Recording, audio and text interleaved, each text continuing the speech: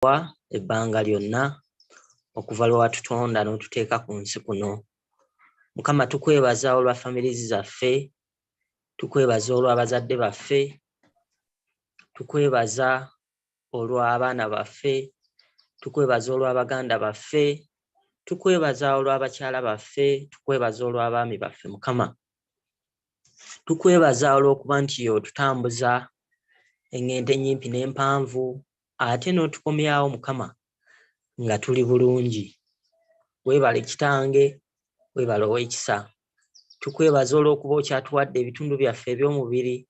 Si bangi Mukama nti ebitundu byabwe bye baatondebwa nabyo nga bakyabirina, naye ffe baani bw'okyatukuumye nga tukyalina ebitundu byaffe. Tukwebaza olw'ekyokulya n'ekyokunywa ekya buli lunaku Mukama, kuba tetusobola kubeerawo awatali ebyo. Mukama tukusaba otusonyiwe ebitusobako emisana n'ekiro, tukusobya mu ngeri ez'enjawulo, tukusobya oluusi tumanyi oluusi nga tetumanyi, olw'ebigendererwa byaffe eby'omubiri bye twetaaga Mukama, ne tukola ebikunyiiza, ne tukola ebisukka amateeka ago. Kitange tusaasire, tuli baana b'abantu, olw'ebigendererwa ebyo tukusobya. Tuzze mu kkubo ettuufu Mukama, watutonda ng'olina ekigendererwa. Tukusaba otuyambeko, tuula mu mitima gyaffe, tuula mu mibiri gyaffe, tubeere yeekaalu yo Mukama. Otuluŋŋamize omwo Ayi Kabaka, tutambulire mu kkubo ettuufu, tutambulire mu kitangaala kyo, tutambulire ku mukono gwo ogwa ddyo. Kitange kaakano tukuŋŋaanye nate era nga bulijjo mu miitingi eno, mu miitingi zino Mukama, tulina ebigendererwa eby'enjawulo. Abategeera ebigenda mu maaso n'abatabitegeera, naye nga ffenna kwe tuli Mukama, tubikkulire ekyenjawulo Mukama mu miitingi zino, kubanga oyo omuddu gwo wayisaamu okulabisibwa kuno, okwolesebwa kuno, n'atandika ekintu kino Mukama, olina ekigendererwa. Lwaki tumuteekayo mu mikono gyo nga Mr. Kiyonga Bashir Mukama, ennaku zino abadde ayita mu bulamu obw'okunyigiriza Kitange ng'alumizibwa, naye kubanga gwe muwonya omukulu, tumuteekako emikono gyaffe Mukama nga tumusindika gy'oli, omuwonye, omuyise mu mbeera ey'okukaluubirizibwa kwayitamu, omuwonyeze ddala ebyo byonna ebimusoomooza, ng'oyise mu mbeera ez'enjawulo, ng'oyise mu ddagala lyamira, ng'oyise mu bigambo ne mu bantu basisinkana Mukama. Tukusaba omukwateko byonna bye yeetaaga Mukama, tukusaba omwanukule. Ffenna abali ku meetings zino, ku meetings z'omuzi zino, abatuuse n'abasuubirwa okutuuka, abatwegattako mu mbeera zonna, abali ku mukutu ogwa YouTube Mukama, buli omu yenna gy'ali, gy'atulaba, gy'asinziira, akukkiriza n'atannaba kukkiriza Mukama, buli omu mutuukeko, omukolere Mukama nga bw'osaanidde, kubanga oli mukulu. Tukkiriza nga byonna obisobola. Amannya gaffe gaalangibwa mu bintu eby'enjawulo Mukama, ebirungi n'ebitali birungi, gasaze mu ebyo ebitali birungi, gawandiike mu bitabo bye bijja Mukama. Ekyambalo kitwambadde kaakano tukusabawo kitwambule, otwambaze ekyambalo kyo ekirungi Mukama, ekyambalo ekijjudde essuubi, ekyambalo ekijjudde obutuukirivu. Amiina. Okay. Mukama, byonna bingi bye tuyamba Kitange gw'omanyi. Tukwebaza olwa buli kimu kyonna. Byonna tubisabye nga tuyita mwana wo yekka Yesu Kristo Mukama waffe. Amiina. Ekisa kya Mukama waffe n'okwagala kwa Katonda n'okussa ekimu kw'Omwoyo Mutukuvu bibeere naffe ffenna n'eri abooluganda bonna emirembe egitaggwaawo. Amiina. Okay. Pastor Wamala bw'atandika amaaso ozibiriza ddala. Okay, weebale nnyo mukulu Wamala, tuwa essaala eyo abasobodde ogiwulira, Mukama abawe ekyo kye mwagala. Okay, okusooka twetonda ababadde ku YouTube eggulo ne tuvaako Manyi, this is Africa, anything can happen. You can expect anything to happen. So olumu wabeerawo embeera gye tutasobola controllinga, naye tujja gezaako okulaba nga tuimprovinga. Tokompeyaringa n'abazungu, tokompeyaringa naani, tugenda tugezeeko kuimprovinga buimprovinzi ki kye tusobola okukola. Hopefully nti at least we are okay. Leero ennaku z'omwezi ziri 12, omwezi ogwokuna, tugenda kuyingira half of the month. So bw'oba okyalina resolution z'okyalinda mu mwaka guno gwo gutambudde. Okay, tuli live ku YouTube ate nga tuli live ku Zoom. Bw'oba oli ku YouTube, leka comment yo wansi, comment oba question, kyonna kyonna kye wandyagadde twogereko. Okay, tugenda tandika. Tusazeewo okubanga tukikwasaganya ku makya, kubanga ku makya tutera okubeera ne moves ezisinga obulungi. So kiba kirungi ne tutandika n'ekyo, ne tulaba charts ku makya, then mu afternoon bwe tunaaba tusobodde obanga tusobodde nga tujja kubanga neera tulaba New York session bwetambula. Tuyingira London Open, akatale ka London. Twagambye tuli lucky mu Uganda nti obutale obusinga, in fact mu Africa tulina obutale, like mu Forex trading waliyo obutale bwa mirundi 3. Tulina New York, Asia mu twalira Australia, New Zealand, ne tubeera ne London, ne tubeera ne New York oba North America. London oyinza okugamba Europe. So zino sessions ezisinga obukulu, naye ebiseera ebisinga Asian session tubeera twebase. London egenda okuopeninga nga naffe tukola ki, tutunula already obudde obwaffe bukedde. Bano essaawa mu Europe zigenda mu ssaawa, ziri mu ssaawa emu naddala mu UK oba mu London. Mu America zizino ssaawa 8 bo beebase. Kitegeeza owa America oba North America oba yenna ali luddawa mu Canada awo yeebase, kyokka akatale mu London kakola ki, kaguddewo. Okutradinga London session kimutegeeza alina kubanga atunula essaawa 8-9 weteebereza. Ffe mu Uganda tutunula. Aka New York kajja kuba Abaamerika bajja kuba bazuuka nga naffe tukyatunula ssaawa 8-9-10 awo. So tuli lucky nnyo mu Africa nti osobola trading obutale obusinga, naye bw'oba oyagala ne Asia osobola ogitradinga ekiro ssaawa 6-7-8. So tuli lucky ffe nti at least obutale obusinga obubiri London ne New York we bubeerera open, ate naffe tubeerera open. So ku makya tugezaako tunuulira London, akatale kaguddewo katya, opportunities ki eziriwo. Then ne mu New York regular ssaawa 9 ne tubeera nga tulaba kiki ekigenda maaso. Okay, so essaawa ziri emu ez'okumakya mu London, ffe ziri ssaawa 3:15. Leero bw'otunulako ku mawulire, ndowooza katumala olaba oba abaddeyo headlines, tewabaddeeyo nnyo headlines ezifulumye ezibadde ez'amaanyi, tewabaddeeyo nnyo. Sirabayo mawulire gatiisa gabanga gayinza kutambuza akatale ekiro. Mpozi bwe tugenda kalenda leero olunaku lwa CPI, leero waliyo amawulire mu America. Tulaba neno economic statement, German new ZW, simanyi kye kitegeeza. Kyesimanyi nja kuga sikimanyi, kyemmanyi nja kuga kino kyemmanyiiko. Okay, ku ssaawa 9:00 waliyo CPI. Gana amawulire ga affectinga nnyo payers zonna eziri paired, like zonna payers eziri with US dollar. Ezirinako either nga yo wanene mabbali yesooka, which we call a base, nga US dollar eriki it is the quote.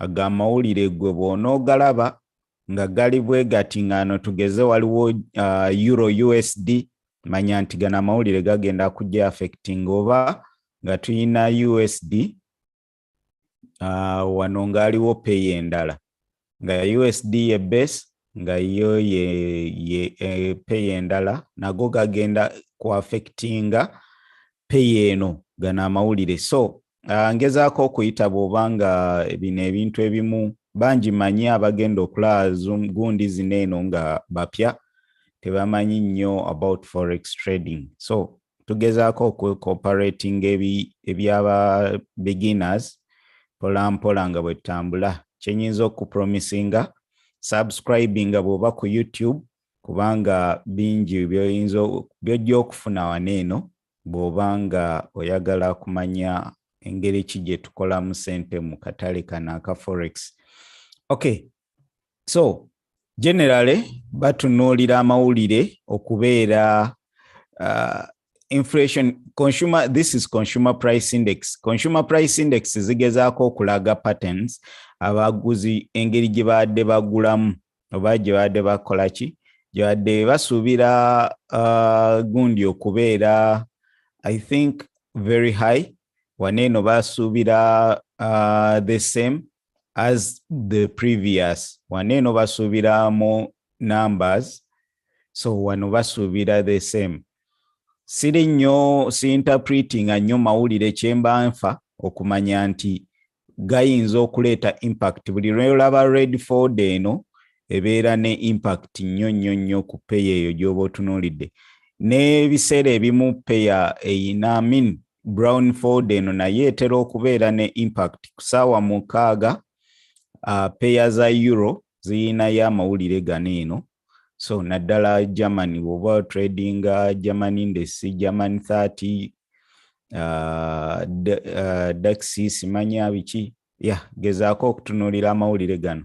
Naye nga generally for me I focus on red folders most cases. Ate n'ekirala I trade gold, trading other pairs, maybe ne pound, gold ne pound. So gold is affected by the US dollar kubanga it is paired with US dollar in trading gold with US dollar. So ekyo ge mawulire agaliyo leero, nja kuba tulaba ki ekiyinza okuhappeninga maaso awo. So bwe wabaayo amawulire amanene bwe gatyo, ebiseera ebimu gold tatera tambula mu London session, tatera tambula mu London, naye osobola okulaba zones ki zaali likely okukola ki okutambula. Bwe tunaatusobodde tujja kubeerako ku New York session for CPI, bwe tunaatusobodde ku ssaawa 9, naate tusobodde well and good, tujja genda n'ekyo. Naye kiki kye tusuubira kamale okugyamu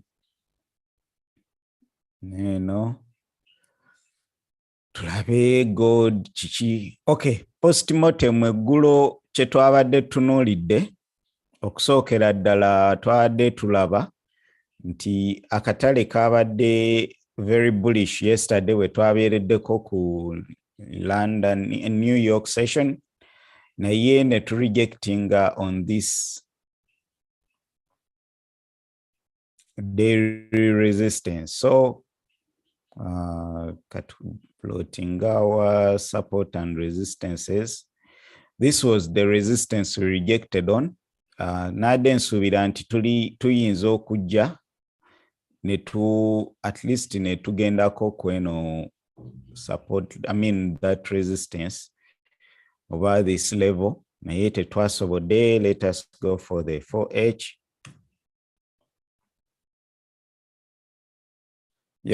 When we adjust, twa rejecting the kweno 4-hour resistance ye daily. So eno resistance y'amaanyi tetuyinza gibuusa maaso. So bwe naaba njagala okukola buys, nandiyagadde essaawa zino eno tumale ku breaking this high.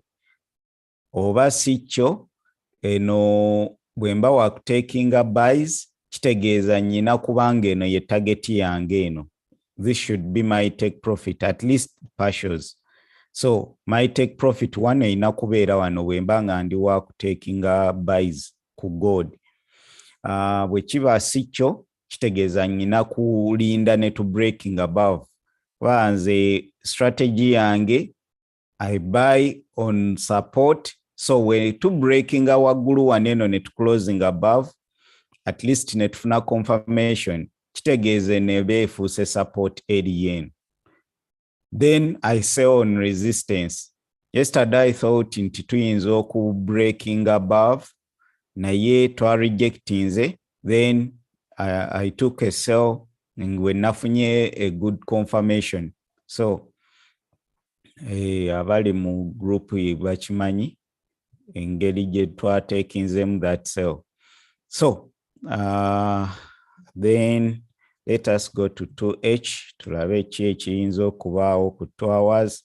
Yeah, we are still looking at the same resistance ku 2 hours.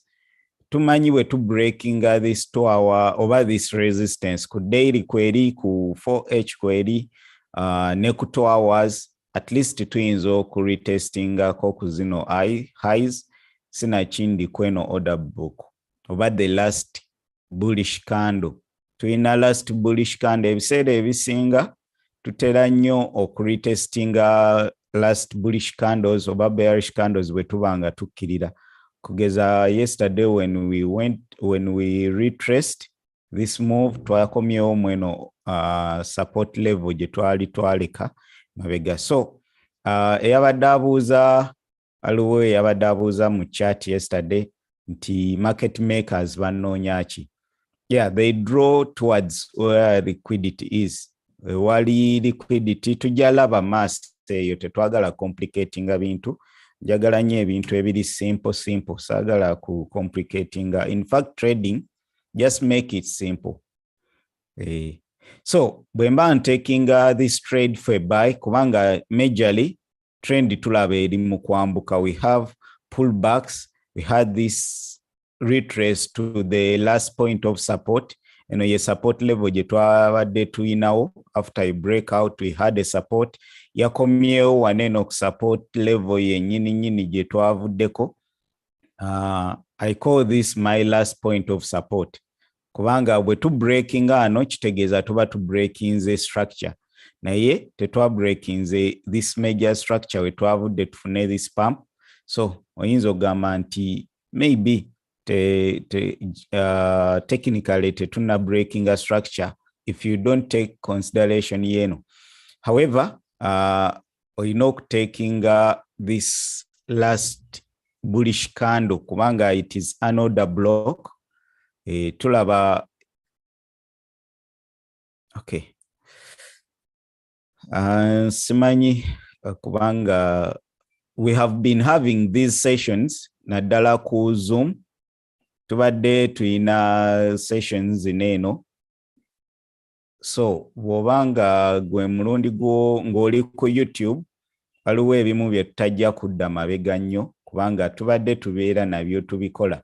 So kati kiyinza okunzibwalira otambula like okugira kubanga tujja genda tu incorporating amu mpolampola. Kyoba totegedde leave a comment below. Katumala okulaba. Okay, so tuyinza reacting waneeno essaawa zino sinafuna confirmation nungi ku gold. I don't think this was the only reaction gundi. Suubira tuyinza okukomawo ne tureactingira muneeno ne tufuna gundi ennungiko for a better sell. So if I'm to look for a sell, sisuubira nti kaneeno kapipu kano just akalingiza bulingiza ke kayinza okubanga ye confirmation for what? A reversal. But we are likely to go down singa tufailinga oku breaking above here. So singa tukomawo nenfuna confirmation wano, a rejection again mweno zone naddala kweno order block, singa nfuna rejection wano like something like this, then I'll take a sell on the smaller time frame, 30 minutes, 15 minutes. So njagala tukomewo Nera tugezeeko tutuuke wano eno, njagala saagala kulingiza bulingiza, njagala tutuukire ddala mu eyo zone tulage nti tufailinze okugibreakinga. So instead of just peeping into it. So eno egenda kubeera supply, this is the whole supply zone.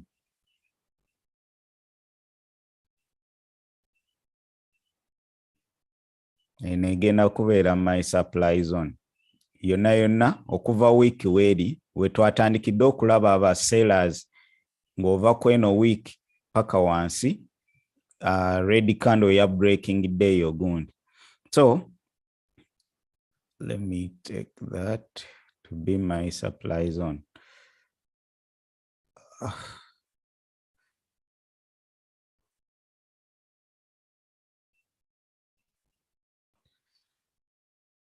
Okay.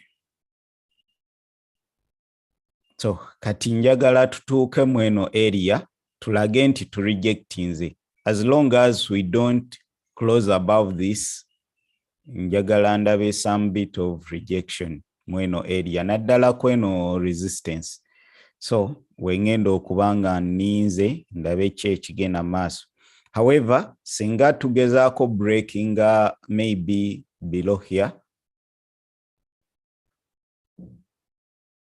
singa tugezaako breaking nandi saagala nnyo kuselinga like naddala mweno channel kuselinga lower like at the lower levels nga wano nandyagadde nnyo okuselinga here, sell high and buy low. Kyeye nandyagadde okuselingira wano. However, singa temper entry nungi neyagala okubreakinga wansi, then I'll sell below here. Nandi encouraging nze bw'obanga totally comfortable nnyo na trading, don't start with gold. Gold is very, very, very, very volatile. So tekyandibadde kya magezi bw'obanga you're just a beginner kutandika na gold. Kubanga agaba sente naye akuba sente. Okay, so ngenda kuba ntunuulidde maybe if I get a confirmation here. If I don't get a confirmation mweno zone, tugeze ne tukomawo ne rejectinga, then I'll take a sell below here to retest this low sinakindi of breaking. Naye nga nsuubira tuyina reason why we should continue moving up, especially with CPI. CPI basuubira bad numbers, kitegeeza tuli likely singa tuba tetugize twandibadde tufuna at least a pump, more pump. If CPI is bad, inflation is high, kitegeeza there is need for gold as a hedge against inflation. So let us hope until at least we get better entries for buys. For buys, nandyagadde break above here. Singa tufuna candle closing above here, netufuna confirmation for retest, then I'll enter buy. Oba netukomawo kweno zone. Yeah, if we get a pullback, tugeze netu breaking below waneno, netufuna more rejection candles, then I'll enter for buy to continue. Either a breakout here, a retest, continuation, over a pullback to this level, over kweno low, then for continuation. Byengendo okubanga ntunuulidde ku gold. So I'll be waiting for this. Let me go to GBP, JPY. Bw'oba olina peya gye wandyagadde tunuleko ekisooka, osobola okuweereza chart gwe gy'otunuddeko ne tuanalyze nga ne tulaba gwe kiki ky'olaba. Oba si kyo, osobola okuweereza peya naddala abali ku YouTube. Peya ki gye wandyagadde tunuulireko. When I go to the daily, GJ is very, very bullish. We are approaching eno level gye tulimu, eno zone gye tulimu ndowooza twasemba ogibaamu mu 2016. twasemba okubeera mu eno level 2016 ebimu kubireetedde ejijja okubeera bullish kubanga Japanese yen index eri very weak. Bw'otunuulira Japanese yen eri very weak in that nti we nasembedde otunuulira kamala ogenda ku Japanese yen. I see yabadde esemberera support maybe for let me go to the monthly. Yeah, already breaking the support levels zinadde ensuubira zeyinza okuhodinga.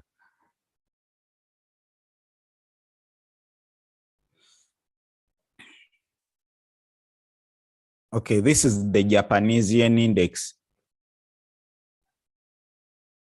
Twasemba okubeera ku this low those over 2015 we twasemba okubeera kweno low.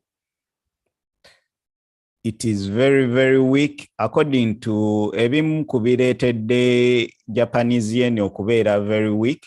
Oyinza ogamba of course interest rates ziri waggulu nnyo. I think about 4% yemu ku ina interest rates ziri waggulu. Japan ina tendency y'okudevaluing its currency bwebanga eri mu season ya gun production naye etera okikola naye ng'ebimu ku economic factors tugambye gundi si nnungi like inflation, I mean interest rates ziri waggulu nnyo ate interest rates zigoba investments. So kubanga bobanga gundi the cost of doing production kitegeeza ne inflation rates zigenda kubeera. So ebadde breaking the levels zonna Japanese yen index kati it is very low. Fundamentally sigenda ku fundamental aspects siri nnyo omuntu wa bitabo njagala nnyo ebintu ebyangu kuba kando zineno nzirabye emirundi n'emirundi. So we are on support level naye we are trying to break it. Kitegeeza eri very weak. This is according to the chart gyenyina waneno. Eno ye lowest point gye twali tubaddeko for over 7 years. So eri mu ku breaking this low simanyi oba tuna rejectinga kati kyetusuubira kyetuyinza okufuna aneeno if we bwe tuba tusemberedde support level tituyinza okufunamu a rejection ne tukomawo ne tulyoka oba ne tu breakinga oba ne tu reversinga. So naye bwe tuba nga tuli mu kukkirira essaawa zino nga bwe tulaba index kitegeeza chances nnyingi ez'okweyongera wansi. Okay, so tubadde tunuulira GBP. Kitegeeza GBP ekyalina potential okweyongera okulinnya, ekyali bullish. GBP JPY oba pairs zonna ezirina Japanese yen zikyalina potential okulinnya. For me I trade only GBP JPY. Trading GBP JPY for that matter. Mu pairs endala. Trading gold na pound yen. Okay, so levels tuliko bwogenda ku monthly tulaba nti we are on this resistance which was support broken before mu 2015 2014 this and this always chart. Okay, US 30 US 100 liwa neno mugundi nja kusaba oweereze chat ku kikyolaba gwe kyoyagala okwogerako. Oyagala tunuulire ku Nasdaq ali ku chat waneno offer eyawo kukebera kanjiwa abali ku YouTube. By the way, let me see ku YouTube bani abaliko. Okay, Raymond, good morning. Forex Ninja, good morning. GU, okay, focus on Forex Ninja, focus GU, okay, tujja tunuulira ku GU, for that matter kubali abali mugundi.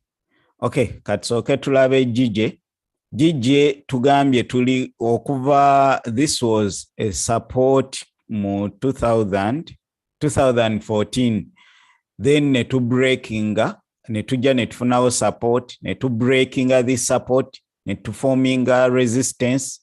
Okuva olwo tubadde tuli below this level. Essaawa zino gye tu approachinga guno omwezi, last month we rejected it. Essaawa zino gye tuli mu ku approachinga. So if we are approaching this level, kitegeeza tulina okubeera very very careful kubanga ye level gye twavaako okukkirira wansi.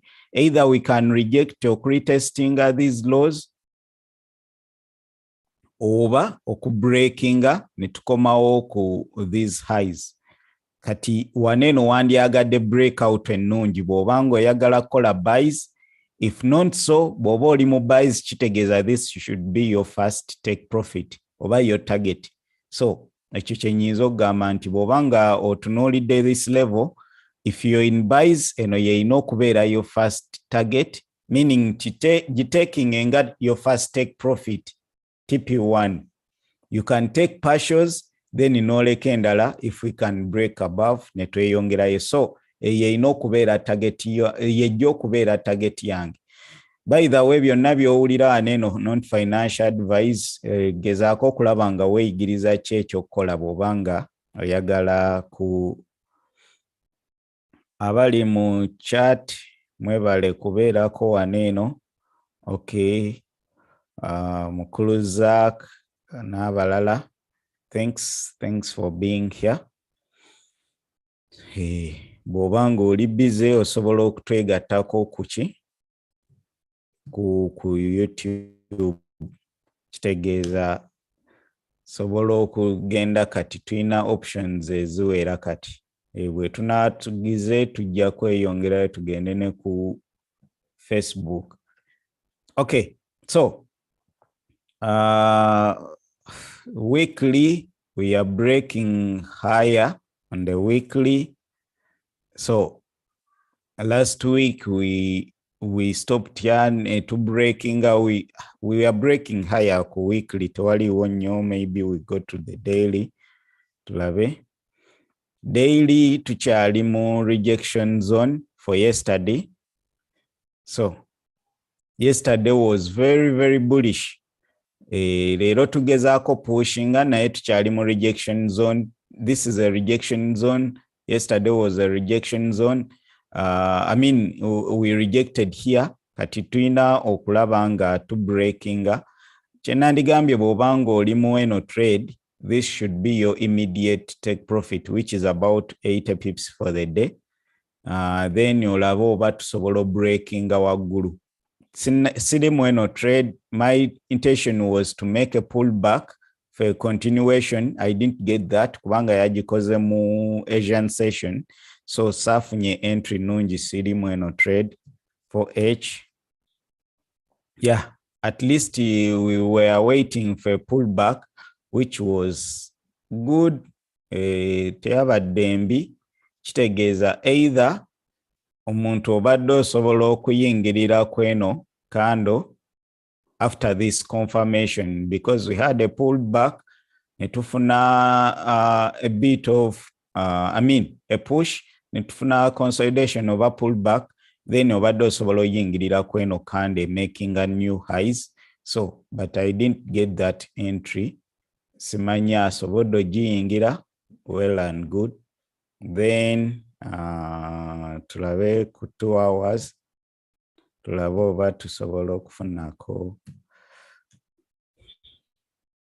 Yeah, only you could enter. Ebadde ne confirmation enungi bw'obanga obaddeko ku chat, kitegeeza obadde osobola okutakinga this trade.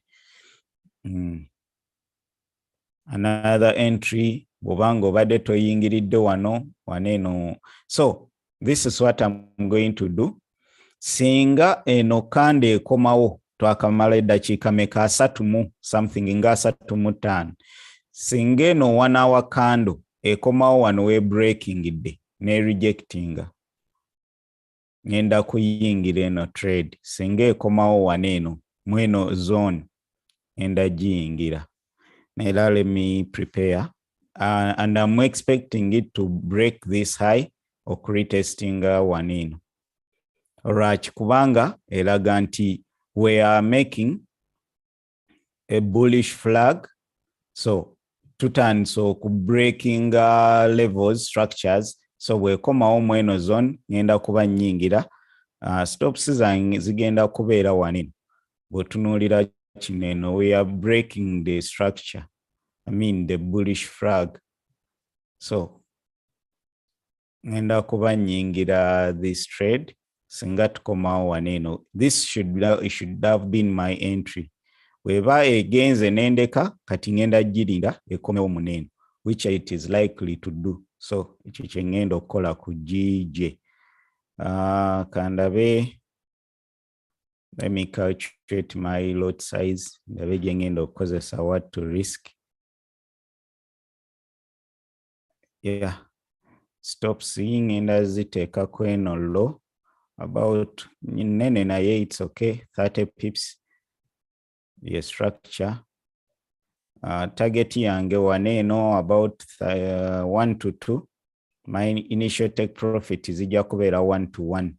Yeah, kye ngenda okukola. Kanjirinde ndabe ng'ekomawo. Okay, bayinayo bw'oba oyinakyo commentinga, oyinayo ekibuuzo sobola okukola ki kubaako ky'obuuza. Bw'oba oyinayo comment yonna, oyinayo ky'obuuza. Let me set up my entry. Toyingira olw'okuba nze kye ngenda okukola kubanga I expect the move to continue. So let me use I risk 1% on each trade. So I'm in with a buy. So stops zange ziri wano about 30 pips. Zandibadde eno wansi naye walako. Singa nadde nyingiridde wano, stops zandibadde wano. However, ngenda kugiteeka below this low candle. So I think we can continue moving up. Boba we unmute nze labanga. Yes?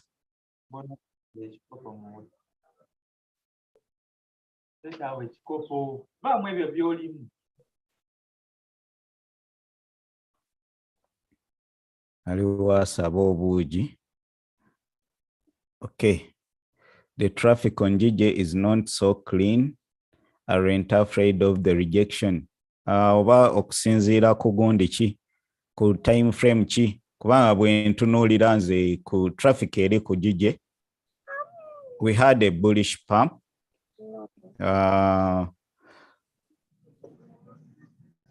Omujapani nja kujja mu chat oddeyo mu gulag. Nja kugoba webeereddemu. According to the structure, this is a bull flag. We are just making a pullback for a continuation. Chendaba nze ku structure. So pullback ebiseera ebisinga ebeera ne rejection candles nga bw'oziraba. Mpozi gwe bw'oba ogamba nti tuyina this ne gold ndowooza that is how it was yesterday. Zineno ziri likely okubeera broken out. So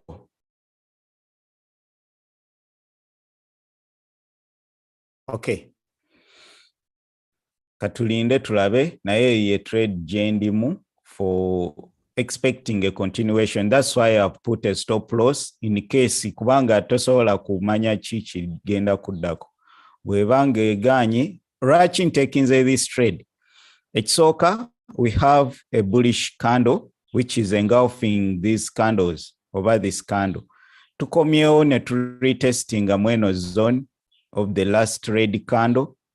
Ne tukomawo ne tufuuka bullish. ne tu breaking at the high of this candle. Kitegeeza nti eno bwebanga egoberera amateeka, we've not broken the low, naye tu breaking the high nga tumaze retestinga accumulation zone oba the last red candle oba order block oba ki kyonna kyogamba kyoyinza okutekinga. Mpozi wali yange eyinza kubeera waneeno ku liquidity aforminze waneeno ku buyer side liquidity, naye if it's not that, nsuubira nti we are good to go for a continuation. If we are making higher highs on the candles, we are good to go. So my target atene structure eri bullish. Eri bullish siraba lwaki after this breakout ku trend line yeno. I don't use trend line nnyo. Nsubira naye nga nsubira this bullish flag. We are good to go for a continuation. This is a continuation pattern. Okay. So these rejections, I think they are minor. Zidi minor.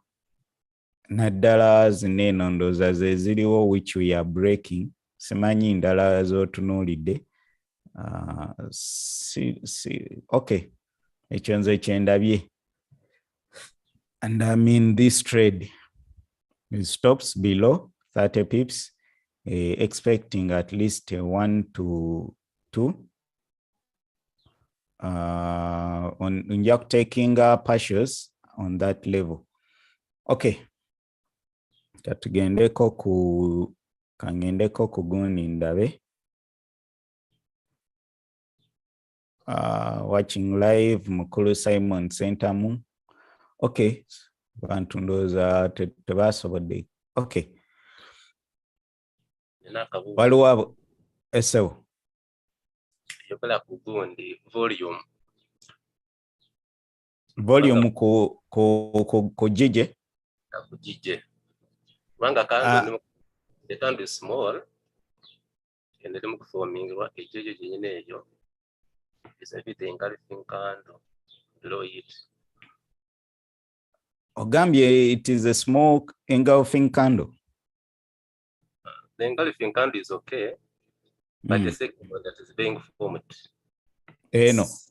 Yeah, it seems small. No. In volume emala. Ekisooka volume tugenda mu London Open. Tugenda mu katale already akaguddewo nakaseera agenda kuggulawo. Kitegeeza abantu we batandika simba line nga katale kakaggulawo oba osuubira olunaku okuba olulungi. Ekyokubiri, eno kando bw'ogiraba eviiridde ddala wano wansi. Almost engulfing this candle which is engulfing again. Kati eze bweti toyinza kuŋŋamba nti this is not a good volume candle. Eviiridde ddala wano bullish momentum. Bw'ogenda ku 30 even 30 minutes I think egenda kuba kubanga. Okay, let me go to the 30-minute candle tulabe. Naye nga it is a very good volume for a continuation. Eno ye 30-minute candle, we had this rejection after a ringer break and a retest. So I think it is very good for a continuation. Eno toyinza gamba nti eno candle eri very small. Kubanga tutandikidde waneeno yasoose nekkirira. Bweba tutandise na kukkirira wansi ne tukomawo waneeno ne tuengulfing eno candle. Ate ne tweyongera ne tugibreakinga. Even we are making higher highs. Kitegeeza I think it has good volume. Yeah, thank you. Olw'okuba tugenda mu New York Open, I mean London Open, saawa zino zigenda mu saawa 2 mu London. Kitegeeza jjukira bw'oba obala time, banks ziggulawo oba institutions ziggulawo 2.5.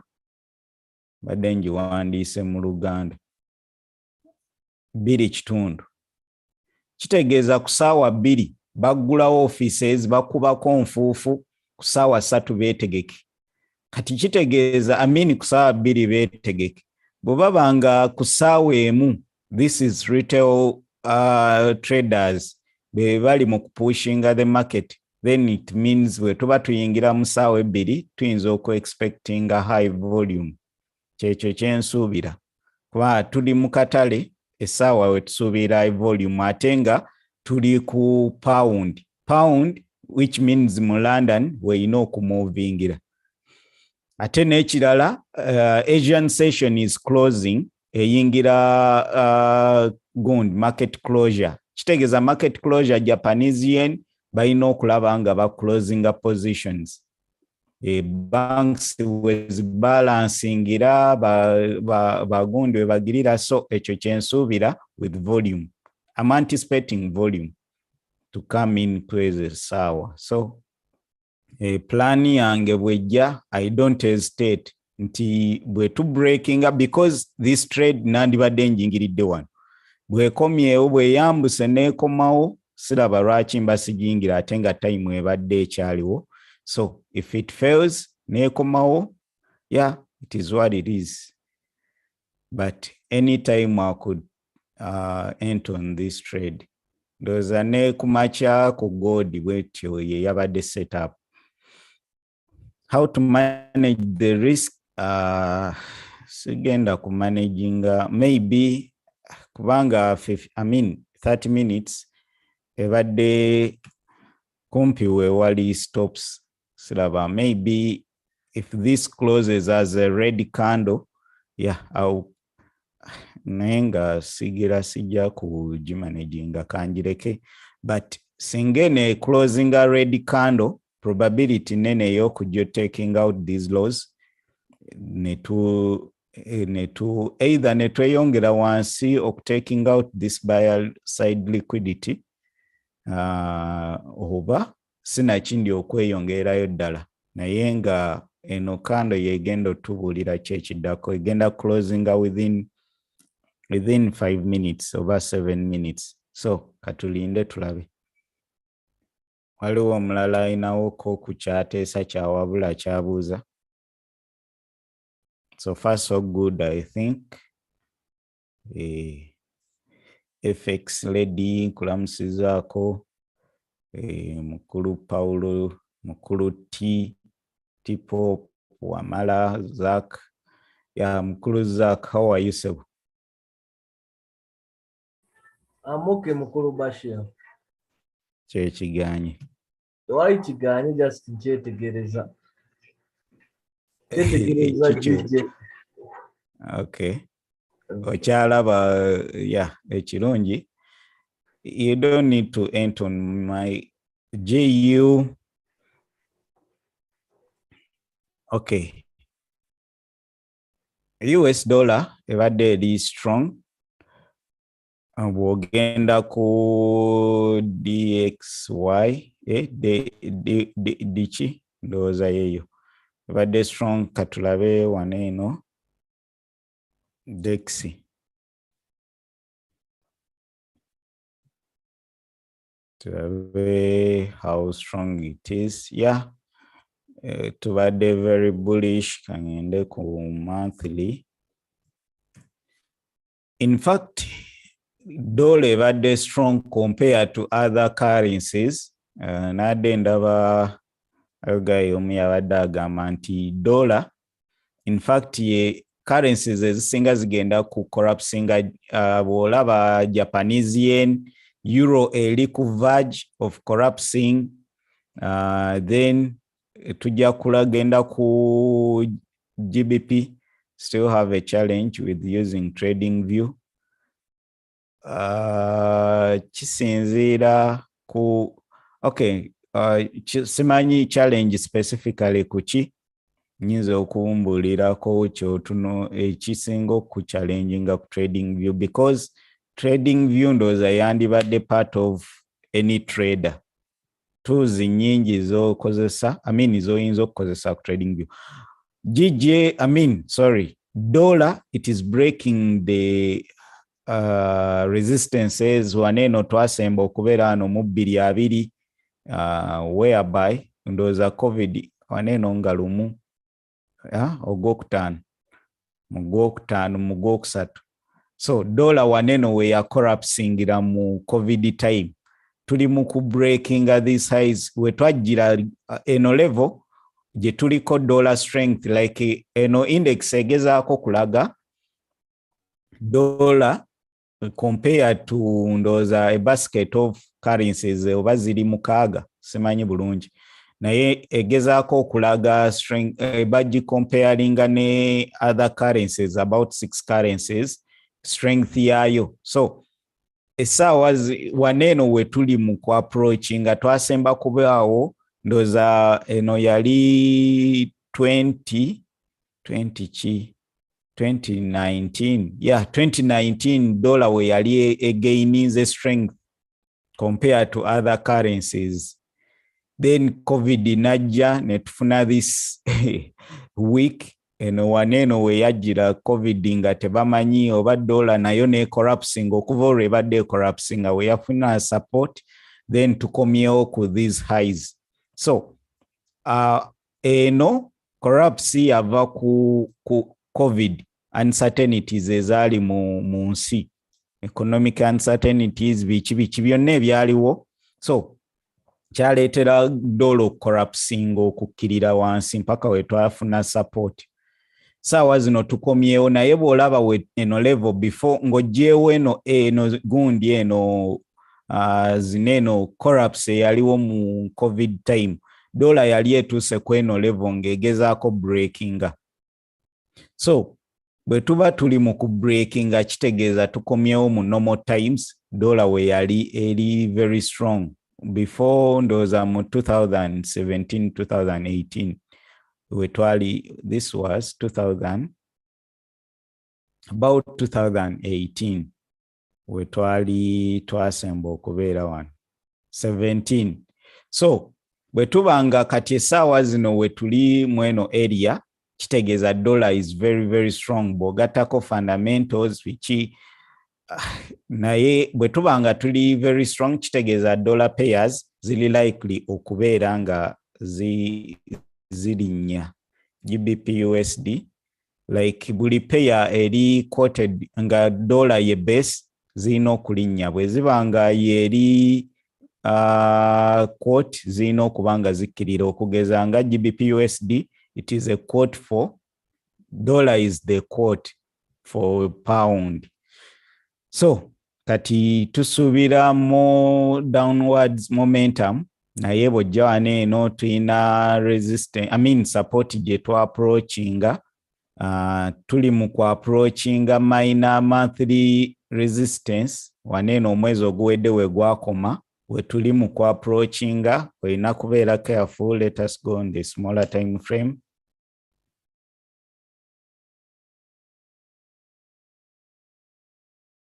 Okay. Nigambye quickly. Let me first go to the daily. Tulabe.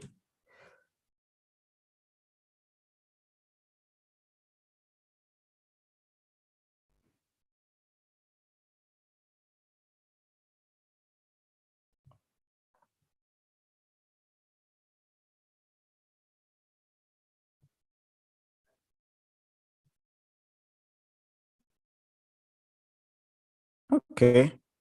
On the daily, waneno ye yali, this was our support level. Wetwaja waneno wetwaja move ebadde etutute mpaka eno waggulu gye tubadde gye tuli mu ku approachinga. So this should be our immediate target if we are to go down. Then netubeera ne resistance. This support we are approaching. For sales, nandigambye linda a breakout. Funa clean candle, etamenya constitution, etamenya teeka lyonna okubanga a break in the one. Something like this for a potential sell. Naye bwe tuwongera okurejectinga waneeno, chances nyingi ntugenda kukola ki? Kwambuka. Tulabye ne gundi ne DEX naye eri mu ku approachinga like rejection area. So maybe tuyinza okufunamu rejection ku DEX kitengesa ne bwe tukende bwe tu rejectinga ne wano tuli likely okukola reversal. So for H, yeah, for H tuli mu rejecting at least for a sell and gambye linda breakout ku for H kweno level. Naye if we break above here, boba tofunye confirmation, you wait for a break above here. Naye bwofuna a good entry below there, kubanga waneno tugamba we buy on support, kitegeeza tuli ku support level. If you get a confirmation here, and gambye you can take a buy. Kubanga olaba zineno rejection liquidity candles, tuineno jetu breaking. So I think if not so, we can continue moving up.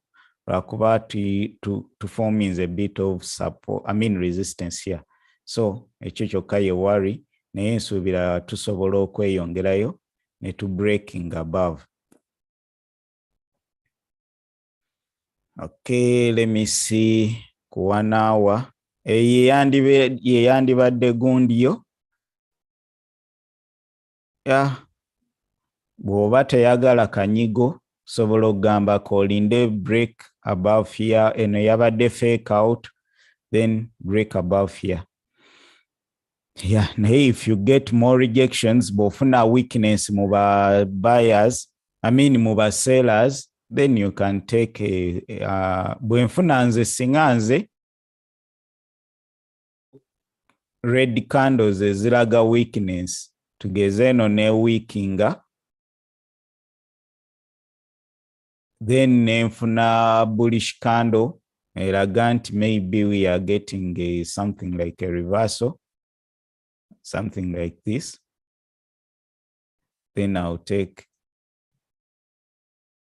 a sell, a buy here. Kineno kyenandyagadde after rejection here, eno nayo bwetandika okurejectinga, then I'll take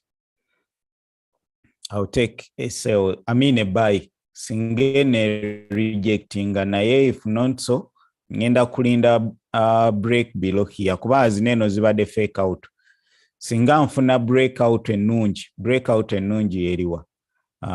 Singa eno, because you cannot sell on this support. We don't sell on support unless we break kande eno netufunayo kande egenda okukola bweti. Si mpanvu nnyo nga zino naye ne breakinga bulungi bweti. Kitegeeza now this is a resistance for candles ezambuka. Kati singa tusooka ne tuforminga week waggulu, then ne tulyoka tukola continuation wansi. Kyenandibadde ntunuulira if I'm to take a GU trade. Let me see GBP, JPY.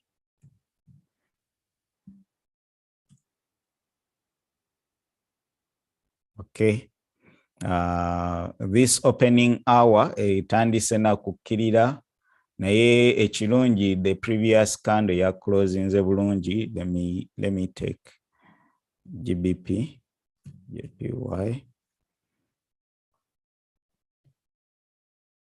Yeah, eyinza okuba naye ekola gundi naye nga this closed very well. Sigenda kutakinga bwekomawo neyitinga stop loss, it's okay, but I think it can reject kubanga dakiika zakatandika, dakiika a break ekomyewo rejectinze mu first minute, so nothing for me to worry.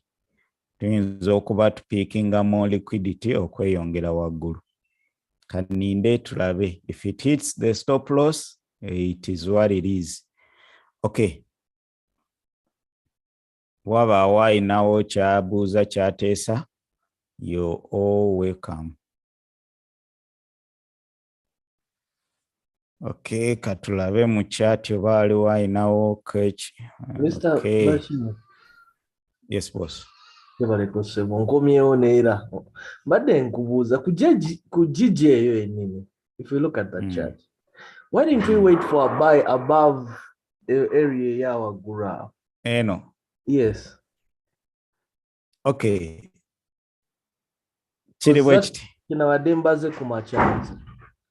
You can buy above here. Naye kankulage lwaki I'm looking at this. Let me use my Fibonacci. Yesterday, obogulo oba di renade ntunulira nade ntunulira. Can we retest this at least this 50% tusobola okuretestinga this level yeno structure after the breakout tusobola okutestinga this. Yesterday twadde tetunaba ne tujja ne rejectingako 50% of the move ne netandika okulaga ki rejections waneno. So according to me, nze nganze bwemba ntunulide nti buli lwembeera ne structure tugeze ne twambuka ne tukola pullback 50%, I can enter within this zone. Nga nsuubira okukola new high for continuation. Kineno bwembanga tekoze 50% pullback nekola maybe a quarter of that, kuba tuina pullback za mirundi esatu. Waliwo retest okuretestinga this low we twaje move 50% oba just a partial oba a small pullback. Kati bwembanga nyingira trade ya small pullback tugeze tubadde twambuse ne tukola pullback wait, I wait for the next candle to break the high oba to close above waneno. When funa 50% of this move nefuna pullback in, I look for an entry here, somewhere here. If I don't get it, then I'll wait for the candle to close above. Singa sifuna entry wano kugeza waneno nandi yingide no entry at any time orach tufunye rejections ezenjawulo. Eno candle, it is one of the weakest bear candles. Yetuita hanging man. It is the second least bearish. So eno neja nenga finger, meaning nti eno reverse oba eno ebere etegeeza nti okay, reversal pattern kuba tubadde tuli mu kukkirira. I've got a reversal candle.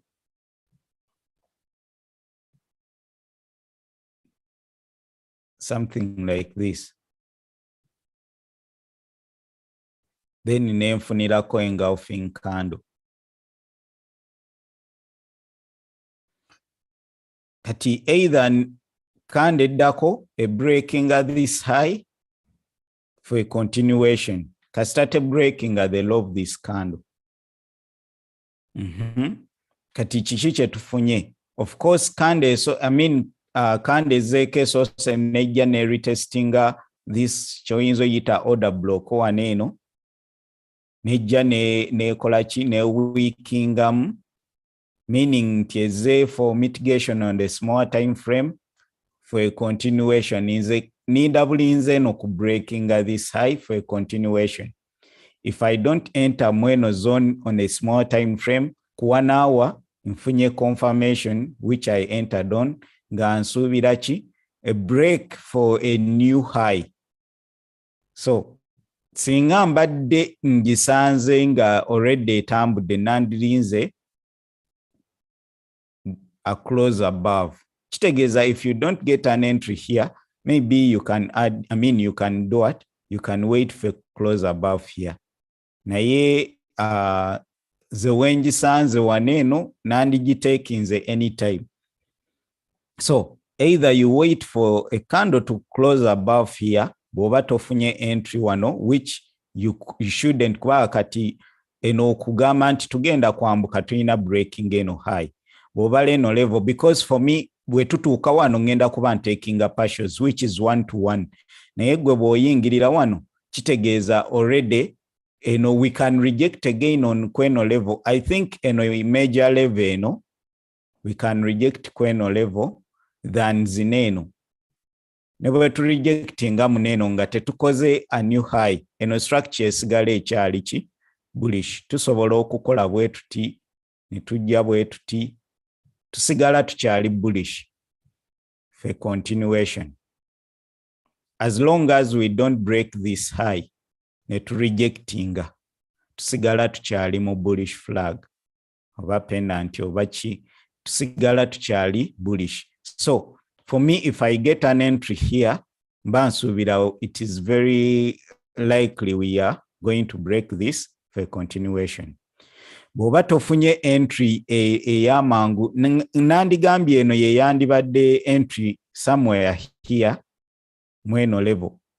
Oba kale waneno na yeno yabadde rejection eno kando nejja ne continuing. So I think this is a good entry.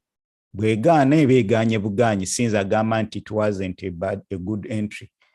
Nandigiyingidde anytime. So ekyo kyentunuulira nti structure tuli mu kwambuka tukoze pullback at 50%. 50% I look for an entry kweno level. According to Fibonacci eno ebeera tuziyita oba gundi support levels zotalaba invisible oba simanyi ebyoluzungu bineno saagala bikwata nnyo kasitamba nga mmanyi okukozesa gundi. So for continuation kati either I look for an entry here oba wano, naye buli lwe tusembera kweno peak mba sijingira kubanga njagala nnyo bwe tuba tusembedde waneeno kweno area. I'm taking partials. I'm taking some money out of the market instead of entering. Kubanga waneeno eina possibility neno okurejectinga kamala okujjamu eno gundi. Oba kitegeerekese. Era sinza gamba naye oba nakoze eki no. Probabilities ziba ziganye buganyi. Sijja gamba mbu kale nandirinzeeko no. In fact, singa mbadde Saturday muloti nene, mbadde waneno nja kwongera mu bwongezi. Singa nade ntaddemu partials nga bamu bwe tumanyi bwe nyingira. Wano mbadde nnyongera mu bwongezi more entries. Naye nataddemu lumu 1% yange. Either it hits oba singa kati ndi mu profits. Singa nascalinze in. So here, mba taking a partials for a continuation here. Naye bwe oyingirira wano kitegeeza riski egenda kubeera nnene ate nga reward ntono kubanga ano chances nyingi oba waliwo chance nti we can reject here ne tukomawo wansi oba we can fake out ne tukomawo wansi. Kati bwe nyingirira mweno area ne ntwala these 30 pips tezibeera mbi. Naye bw'oyingirira waneeno nga tutuuse kweno resistance kibeera kibi. Eyayingiridde wano yabadde bulungi. Eyayingiridde wano yafunye confirmation ku smaller time frame. Kyensuubira if I had was there on the chart ku 30 minutes, I mean ku 15 minutes nsuubira wandibaddewo entry. Abakola smaller time frame but I think GJ 15 minutes nze nyinza okunoonyezaako entry. Ate tewabaddewo gundi nnungi ku 15 minutes waneeno ku support. Maybe eno yabaddewo ng'ennungi ssaawa zaadde zikyali kiro. This was Asian session.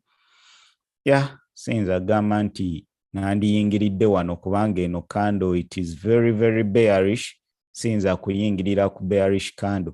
Njagala nnyo a weak bearish candle jemba nyingirirako for continuation. I mean for a reversal tugezeno. This is weak bearish. This is a weak bearish. Then netufuna strong bullish candle. So since agamba nti nandiyingiridde kweno, which is a very strong bearish candle, mbu nandiyingiridde wano. No. So ku 15 minutes tewabadde entry erinze. Okay, wabaawo ayinawo ekibuuzo omulala, tulabe mu chart. Neckline retest.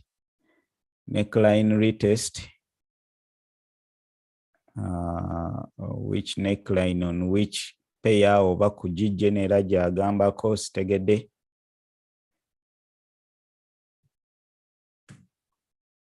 Oba waneeno, if we are to retest here, kitegeeza tugenda kukkirira to lower levels. Then that's why I've put a stop loss kweno ku invalid point kuba tuba tuli likely okubreakinga waneeno for a continuation at least of retesting. So since agamba nti it's not okay, yeah, we can continue down. So katulinde tulabe. Bwe tu breaking below here, then nja kulaba if I can take a sell. But my major gundi ebadde buys. Era bias yange eri ku buys. So kaninde tulabe, maybe you can take a sell singa tu closing bulungi waneeno. Ekyo kye kituteesaamu stop losses kubanga akatale kasobola ogenda anywhere after that. Okay.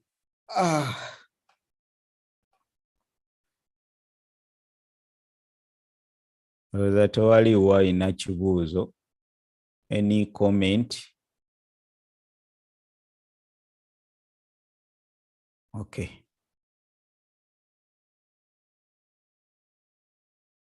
Naye teriiwo alina kyayogera.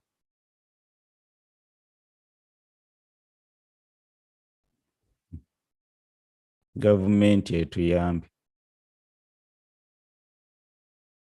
Let me say God. Bantu gye bali.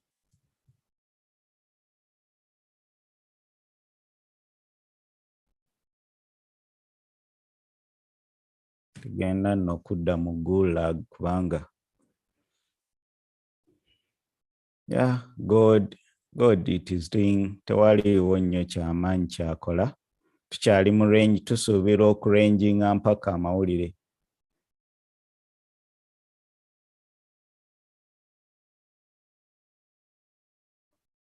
Ndowooza tugenda okustopinga Zoom tusigale ku YouTube. Zoom tewaliwo balina gundi. Tugenda stoppinga mu Zoom. Then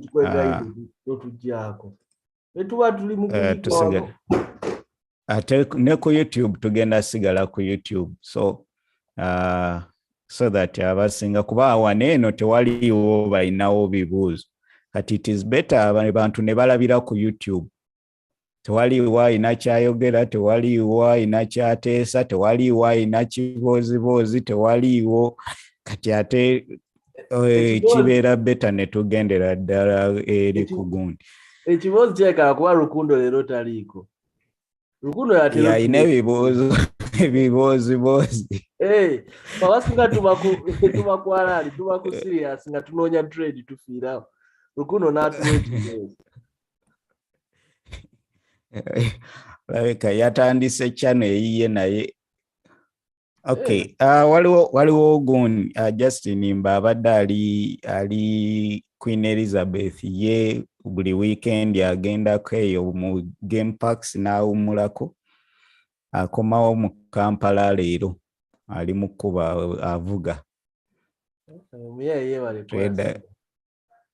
Ye bw'atyo bw'akikuba.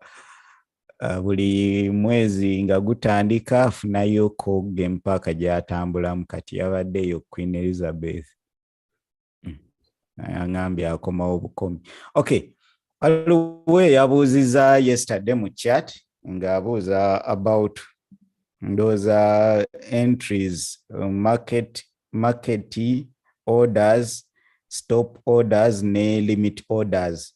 Simanyi oba Ekibuuzo ekyo nkyakijjukira saasobodde ekiddamu kangezeeko kinnyonnyola. Tulina orders za mirundi 3. Naye mainly nze nkozesa market orders, market execution, instant execution. Naye tulina market order and writing yange ngambi. Okay, let me just type in.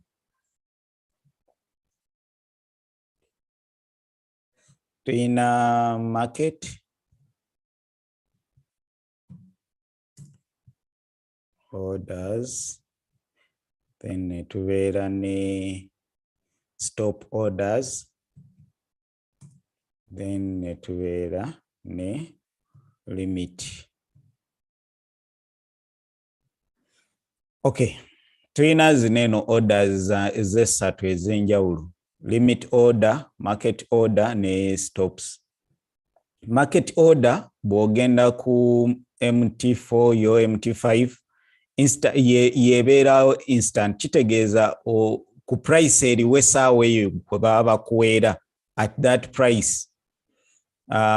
Osobola okulaba nga price eri wano eno tugeze ku GG nti 163.34 ba 35, naye ne bakuslippaging oba ne bakuweera ku price eya wagguluko gy'otayagala gy'obadde tokola ki, tukiyita slippage, ne bakuweera ku price ey'enjawulo. Tugeze ntera nnyo okozesa ebya bulijjo. Tugeze obadde oyagala,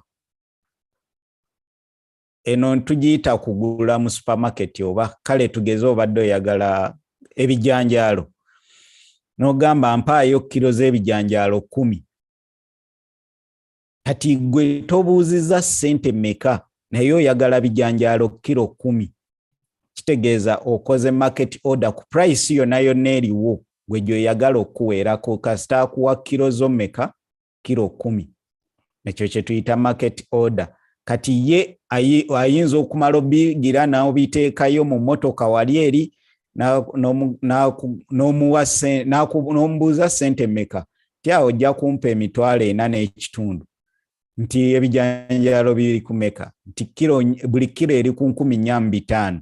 Tiyi mbadde manyi ziri ku 38. Tya yannya 5. Kitegeeza gwe tewabuuziza, ye kwakuguliza.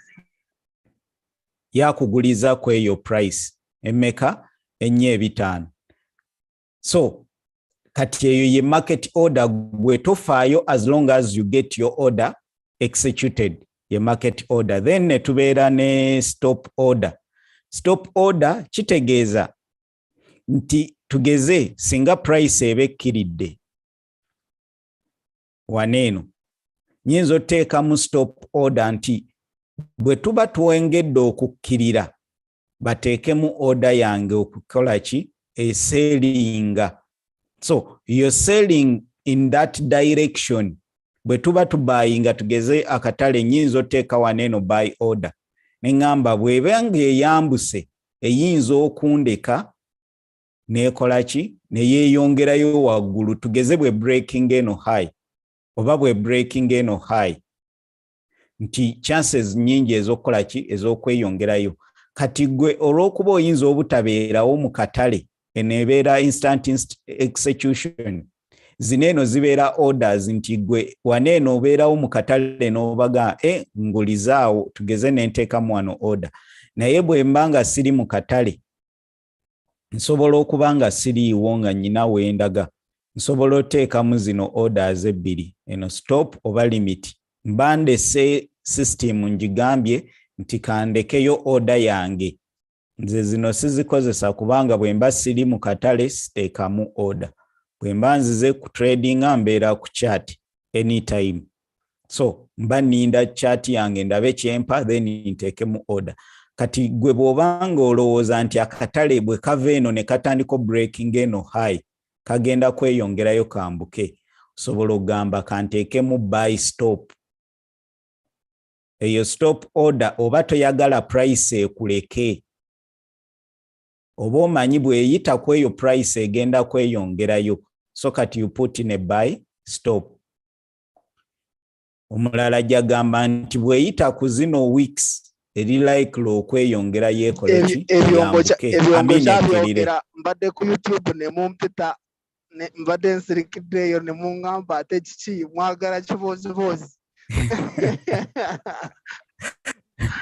obadde mukuulaga n'oddukayo saagala batawaanya kanzire ku YouTube ndi mu taxi noise ejja kubeera nyingi. Kale sebo. Okay, so Insa Bashiri. So Kyembadde mbuuza ku buy stop. Singa mbeera ku buy stop. Stop price yebeera waggulu wembangulidde oba erina kubeera wansi kubanga ndaba wabeerawo buy stop nekuwa stop loss oba buy stop. Buy stop kubanga erina wooteeka price oyagala okugulira. Then buy stop yerina okubeera waneno. Erina kubeera wano.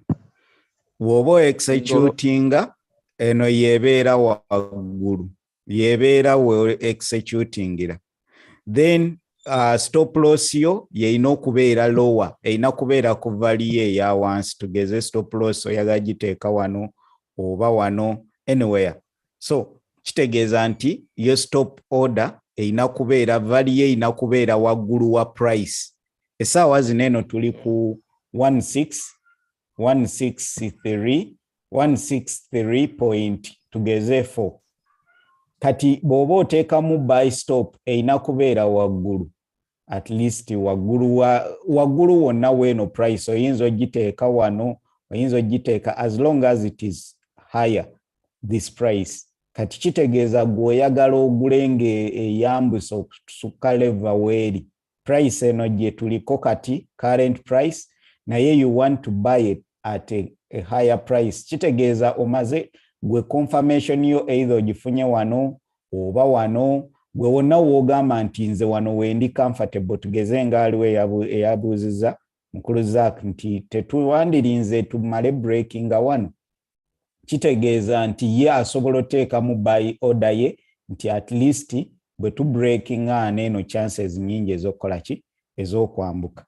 Ekyo kyenyinza okugamba gundi. Stop losses zo zirina kubeera wansi wa price eyo. Ekirungi kya buy stops eza stop orders nti order okugira.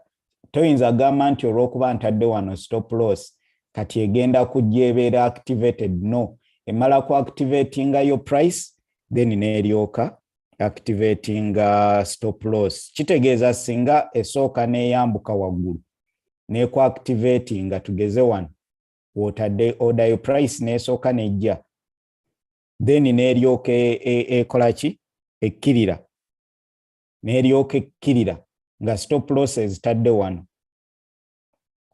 then weeryoka tugamba nti ekugjeemu.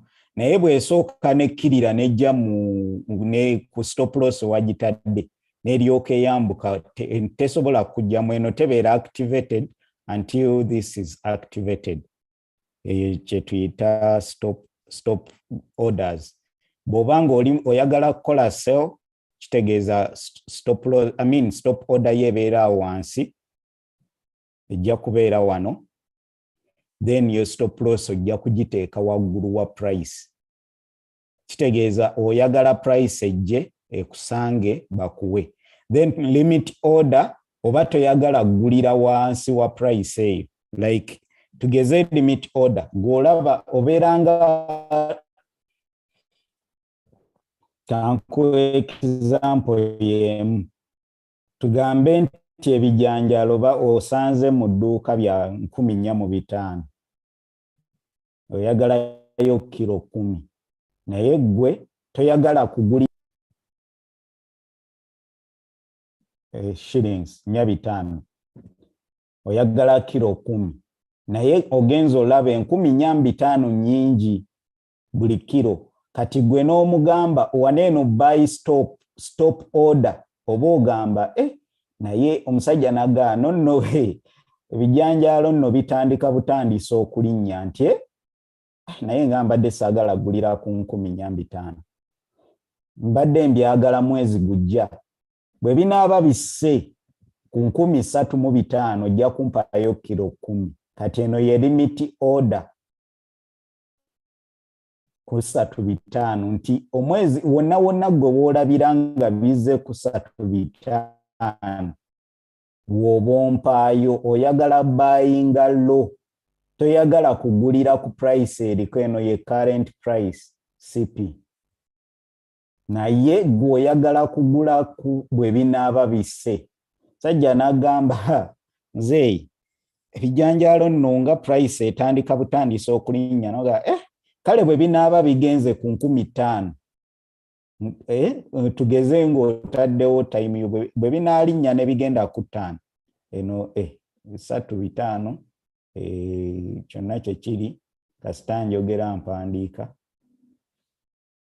5K ojja kumpaayo kilo 5 kati waneeno oba ogulidde ku stop order toyina kyakola ezo ze order bwezityo bwe ziri so olina okuba obyawula nti buy order buy stop ogulira waggulu kubanga oba toyina kyakola naye tewandyagadde naye bw'oba oyagala kugula ku limit order oteeka wansi wa price weeri tugeze nti waneeno for me I've bought here at a current price kati omulala ayinza okugamba erina okudda ne retesting eno order block simanyi okupiikinga liquidity nze wenjagala okugulira awo kati n'alekamu order ye wano price bwejja wano nemuwa n'alyoka akola ki kati aba agulidde ku limit kitegeeza bw'oba oteekamu limit order mu buy you put at a lower price compared to the current price. Okay, kandabe mu chat oba nyinamu ayina kyateesa. Okay, maybe he meant double bottom retest. Okay, do you think pullback is inevitable on GJ? How can you join your Zoom meeting? Zoom meeting you can't. No special Zoom yaba tubadde waneeno okumala emyaka 2. So just twasazeewo tutandike okustreamingako ku YouTube naye nga tubadde kuneeno okumala emyaka 2 nino community. Just we are expanding. Maybe bwe tunaawe abagize kasita nkulabye mukuluza kakooli sanga onoofuna opportunity lumu tujja ku openinga tubeere. Okay, eno tubadde ffenna Zoom meetings zineeno okuva 2020 nga tujja tusomera wamu. So kiyinza okuzibwalira okujoininga. A retest double top waneeno nze of course weninza okutekingira partials. A retrace simanyi oba bottom kubanga waneeno eno retrace eri ku according to my Fibonacci nganze bwe nagikubye singa bwe ina kukubibwa nze nga bwe nadde njagala bw'oba oyagala gikuba kuva eno wansi yegira it's okay naye nze okusinziira ku breakout. This was my breakout area okutuuka we yakomye it is a 50 eri ku 50%. Kitegeeza nti already because there may be a retest kweno level which means tioro tuba tugendedde ddala wansi. Kitegeeza bwe tukola retest eno then yen index egenda kuba a reverses ku support kweri which I don't think kubanga naye nga tusobola okujja ano kyobola ngambye bwe tubreakinga ne tufuna kande nungi wano tugenda kuba tuyingira. Tusigazaayo eddakiika nga 3 okumaliriza Zoom yaffe. Simanyi bwe tunaatusobodde tujja kubeerako ku CPI. Simanyi oba izitoke tubeerengako ku makya oba tubeerengako ku makya ne mu afternoon. Kiri gy'oli. Abali ku Zoom abali ku YouTube you can osobola otubuulira tubeereko ku makya ne mu afternoon oba ku makya kwokka kuba twadde tuteesezaawo okubeera ku makya ku YouTube. Mr. Bashir ndowooza twandibadde tusigalawo nga tubeerako ku makya n'olweggulo as long as nti osobola okubeerako tomanyi waliwo omuntu ayinza okugamba nti akubeerako ku makya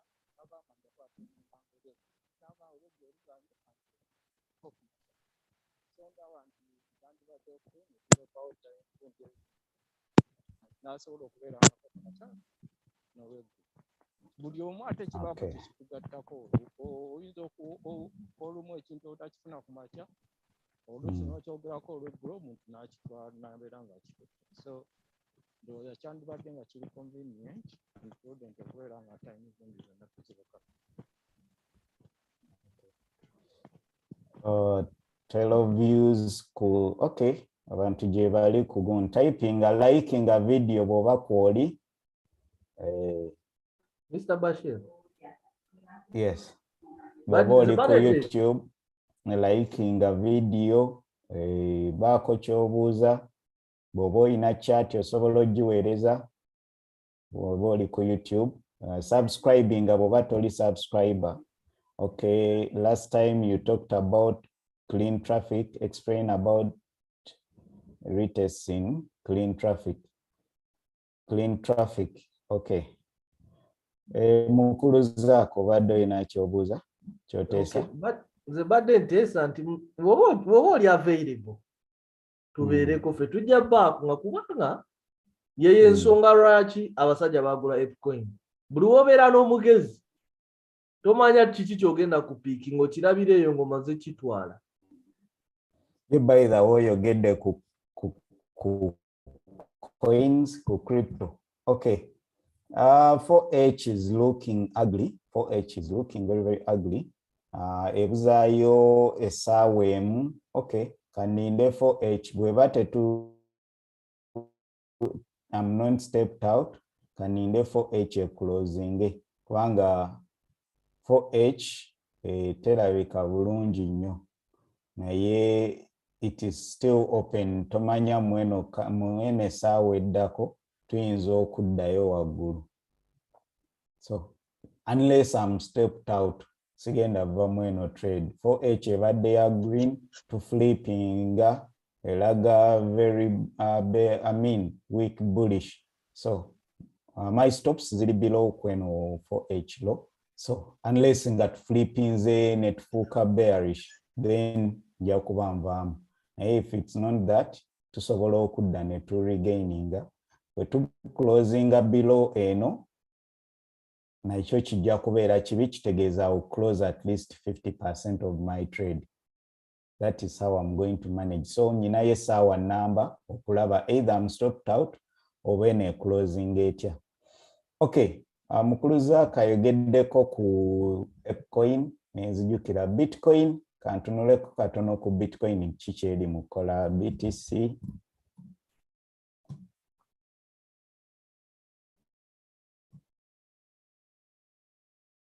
Gambye bwe tuba nga tusobola okubaako okulaba nga tubeerangako ku makya then ne mu afternoon ku ssaawa 9. So just keep locked. Okay. Now then markings out these levels. I think they were on daily. The daily.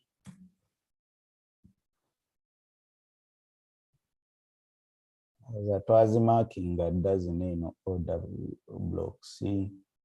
Twalaba botunolira Bitcoin structure.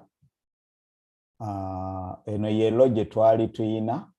This was the low. Kamalo could deleting potential buys, demand zones.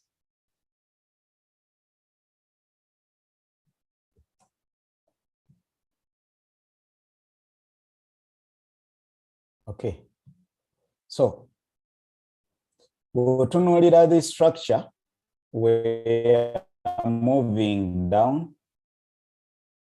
Ku gold.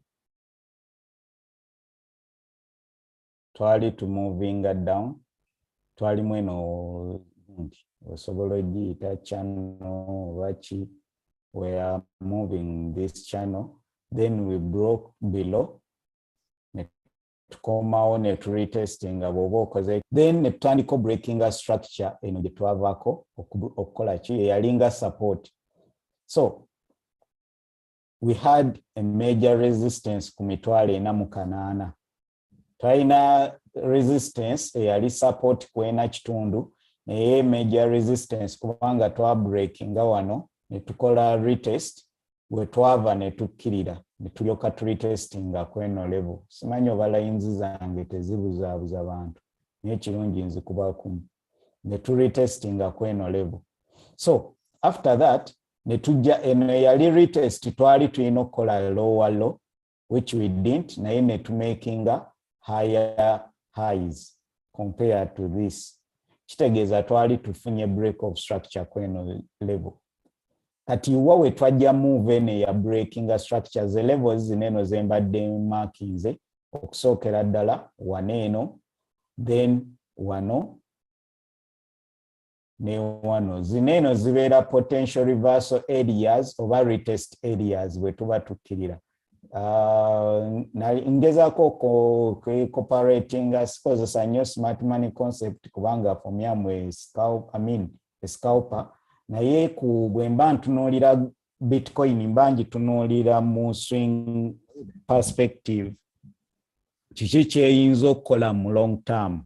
So neera bwe twa breakinga waneeno ku 45,000 twali tunuulidde 48,000 bwe tubadde tubeera nabo, neera we yakoma ne turejectinga ne retestinga order block, then ne tulyoka tukkirira nga tutunuulidde levels ki. Eno we mbadde ntadde order yange eyasooka we tuyinza higher time frame kubanga waneeno tubadde tulinawo imbalance. Bw'oba bineeno obiwulira nga tobitegeera ng'oli ku YouTube oli watuufu just subscribe. Tugenda byogerangako over and over ojja tandika obitegeera. Kiringa ng'oli mu Luchina oba mu Bawarabu. Bawala bangi abavubuka bangi abagenda mu Bawarabu nga talinaayo na kigambo ky'amanyi. N'akomawo n'atandika mushkila. So waneeno we wabadde at least first order block gye tuli like okugiramu. Eggulo twagiyise embuyisi. Wabaddewo ye kyabaddewo. On-chain data tujja muyitangamu mpola mpola naye mbadde simuliiko nnyo. Saagize naye bw'olaba ba miners baadde baselinga asset mine gundi zaabadde zifunyeemuko obuzibu. So nga they had to sell their bitcoins okukola upgrade. Pozi nalabye oba ani njerabidde company njerabidde yakoze chips ezigenda okumininga bitcoin at lower electricity gundi cost. So wabaddewo operation tono naye nga bitcoin zeeyongera okuva mu katale. So after a failed order block, ebiseera ebisinga order block eddako tetera kufailinga. We had not tested this order block. Bw'ogiraba twadde eno teri tested, eno yali tested, twagitestinga eno we twava ne tweyongerayo. So areas zibadde zitannabeera tested ze tutannaba saagala nnyo kwogera buzzwords, bintu bitiisa bantu. Trading njagala beere simple. Twadde tusuubira okujja eno yabadde emu ku support area gye tusuubira. Then ne tubeera n'eno oba onoonya potential reversal areas. Bwe tuba tetureversingidde wano, then twadde tusuubira wano ne major support level eno yalinga almost a fake out. So kati waneeno we twadde tusuubira kubanga bw'olaba orders eziriwo they are buyers. Ba buyers baali bangi mu eno level. Wano wonna ba buyers baali bangi.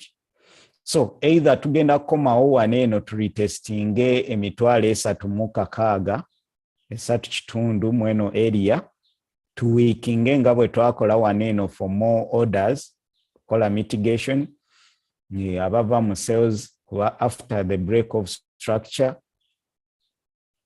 oba tugenda kujja mu areas ze tuta retestinga kugeza eno which was retested here with this red candle ne tweyongerayo, oba eno candle eno order block eno oba eyo area eno gye nabadde nsooso tunuulira gye baayiseemu. So this is a failed order block. Ebiseera ebisinga bwe tubeera ne failed order block eddako etera okuholdinga. So either tugenda kujja tu retestinge ku mitwalo 4 mu 1,000 tweyongereyo wansi, oba tugenda kujja tu breakinge tukomewo kweno level. So either emitwalo 4 mu 1,000 gigenda kuholdinga tujje tu breakinge tu retestinge tweyongereyo, oba tugenda kujja okuretestinga waneeno oba kweno eno ye first area gye tulina otunuulira eno. Nti eno tuyinza okuba tugenda kukola a break of structure tujje tweyongereyo wansi. Bweba tetukikoze wano then otunuulira this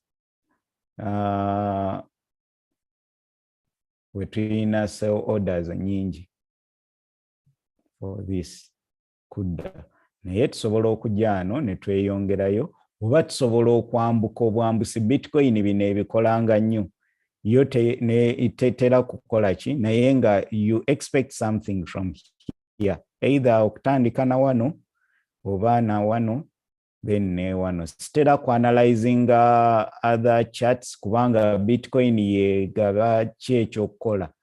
Bwekirira gwe chart yo ne mpozi ng'erina fundamental like nga waliwo amawulire amakulu agali ku eyo coin, naye bwe gaba nga tewali makulu gonna amawulire, kitegeeza chances nyingi okutambula ne Bitcoin. So kyekyo kyensuubira ku crypto ne Bitcoin.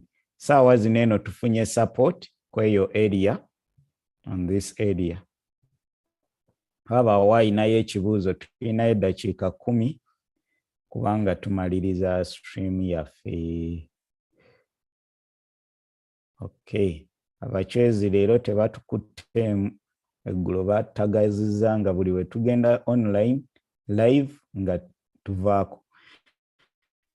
So we are likely to hit here okukkirira oba okuholdinga eno level tweyongereyo. Ebyo bye bibiri bye tuba tunuulira, oba okudda wano eno neera the same okuretestinga wano oba wano tweyongereyo. So expect something here, at least a bit of reaction, a bit of a pullback bwe tutuuka mu eno area.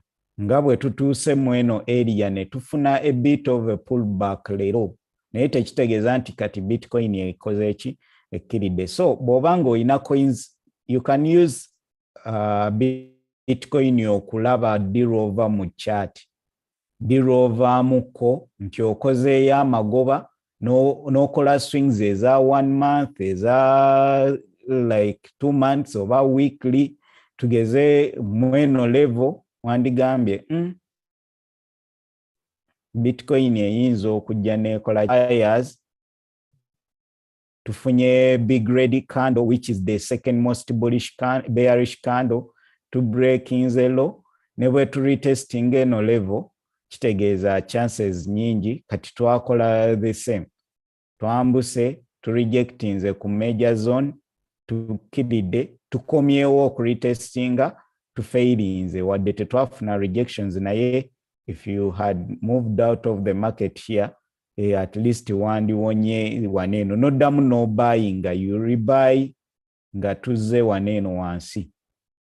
So if you use this technical analysis oyinza okumanya dirobo buying ne dirobo okolaki. So you imagine bw'olaba this candle, omanya bumanya nti kanzire mungule mweno area kirabika tukkiridde ku 3,400 tukomyewo at least let me rebuy tuzeemu twambuse kale ne bw'oba toviiriddemu wano eno oyinza ogamba kanziremu nveemukko bw'oba oyagadde bw'oba toyagadde n'ogamba kaholdinge naye after this rejection this is on the daily olunaku oluddako ne olinda bulinzi lunaku lugalewo kati nja kulinda ndabe leero tugeze nkya lugaddewo lutya singa eno kande eddamu ne rejectinga nekkirira wansi chances nyingi ez'okuretestinga these laws kati ngenda kutunula mpaka ku makya ndabe olunaku lugaddewo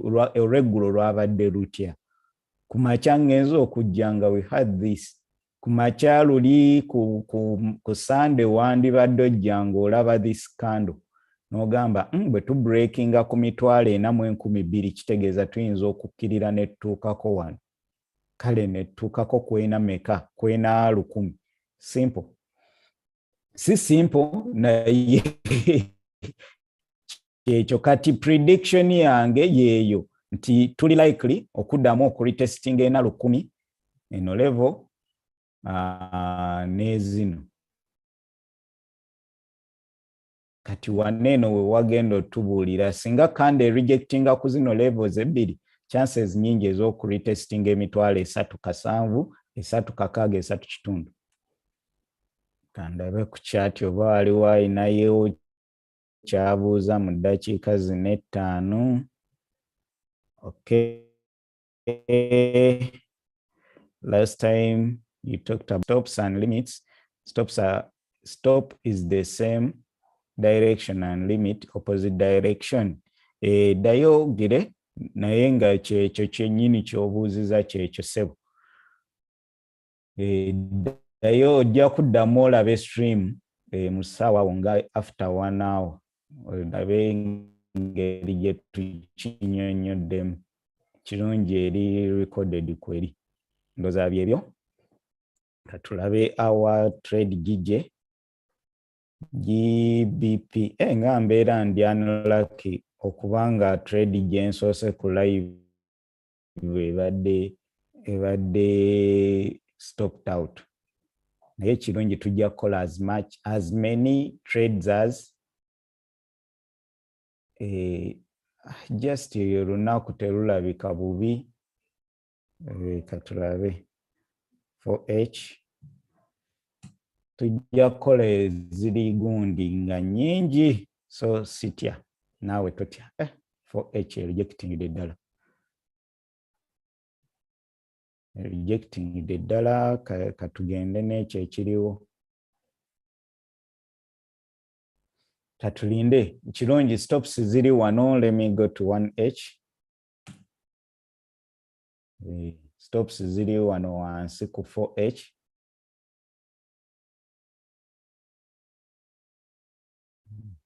ngasi ziraba kadde waneno wewati ku about 5 pips below tugiddemu tugitegeewo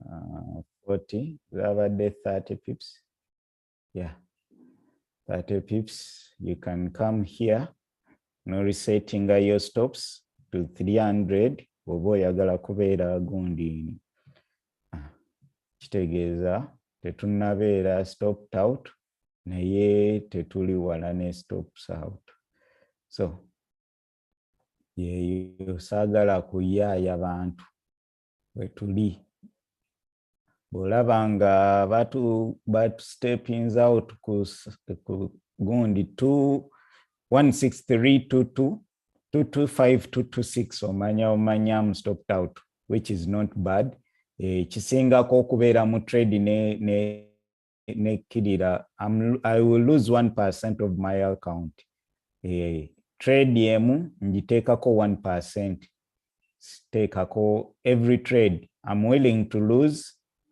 3% a day kitegeeza ze trade zisatu ekinene ennyo bwe ziba bbiri kitegeeza wemba wakufuna another opportunity kisinziira budde ki.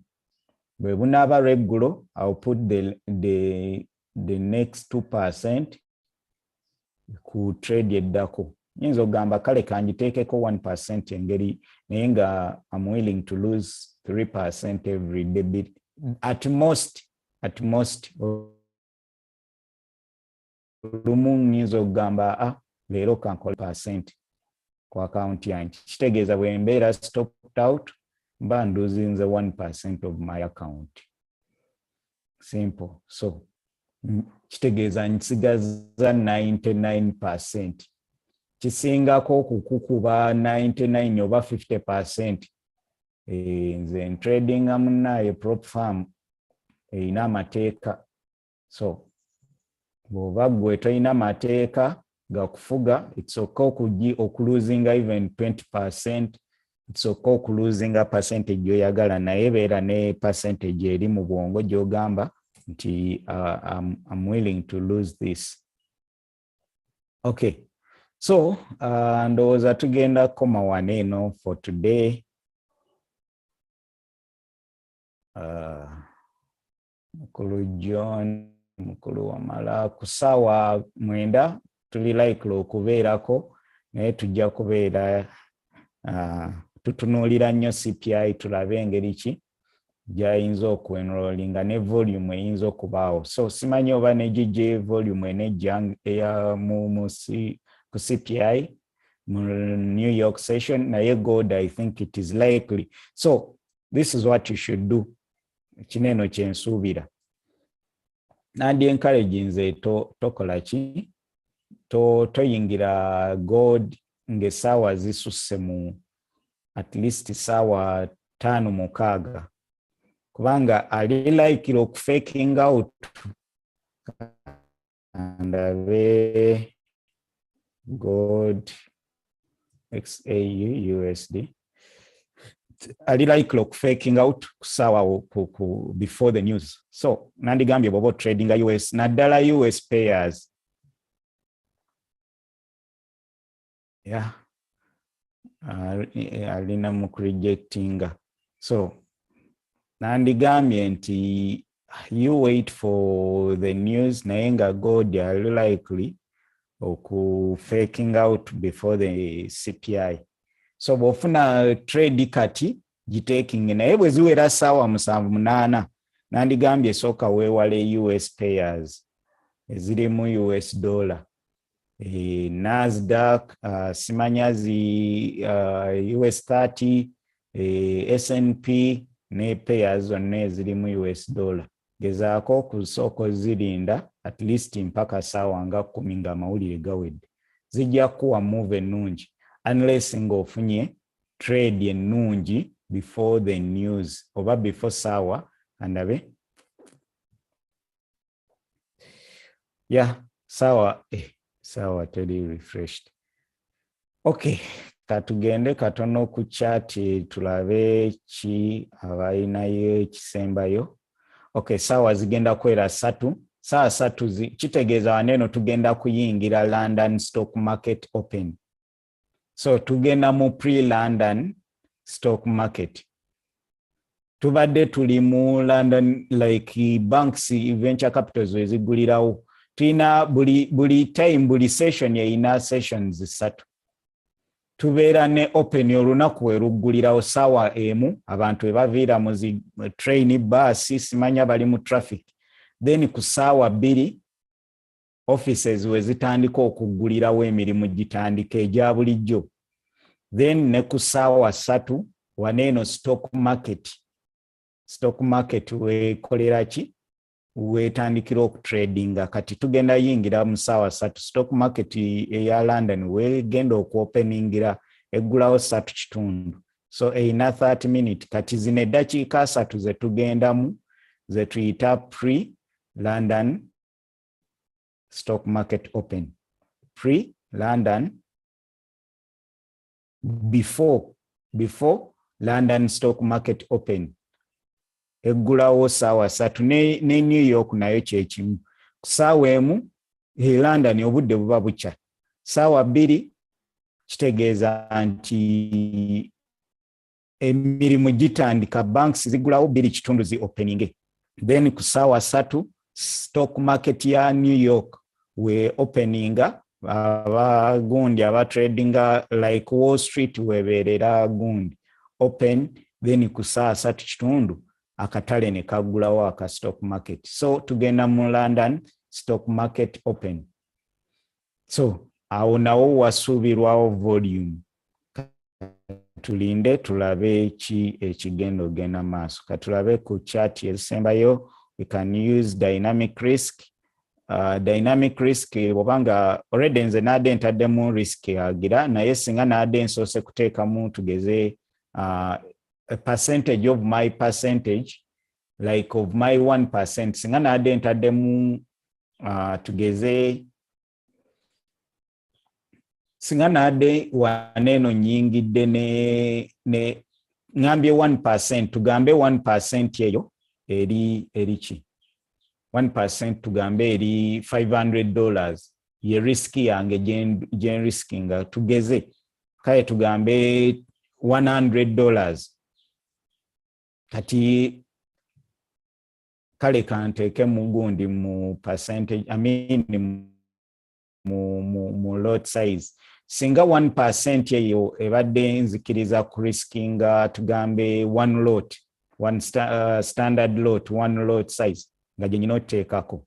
Kati waneno nga nasose ne nyingira ne 0.5, then nandibadde wano nyingira remainder ya 0.5 nyinzo jingira mbai 0.1 nenziyingira waneno naye yonna wano najingidde lumu, so I cannot use dynamic risk over dynamic entries kuba nayingidde lumu full lot size over full risk.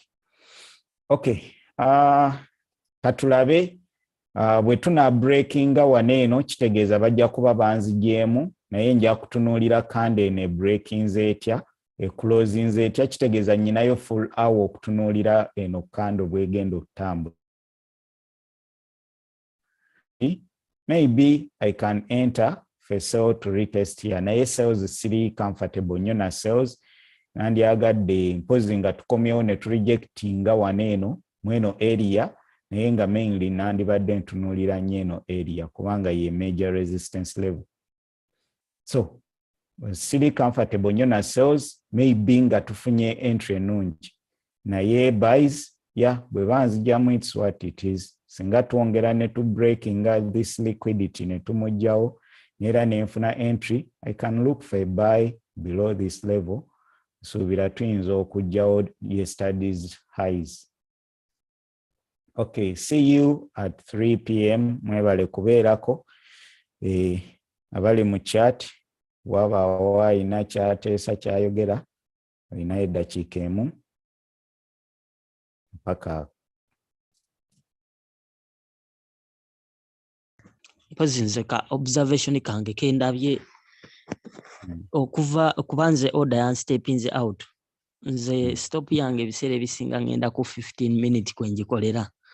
Kati ebiseera ebisinga buli candle we breaking 3 lows of 15 minute time frame, ebiseera ebisinga eyo order egenda against me.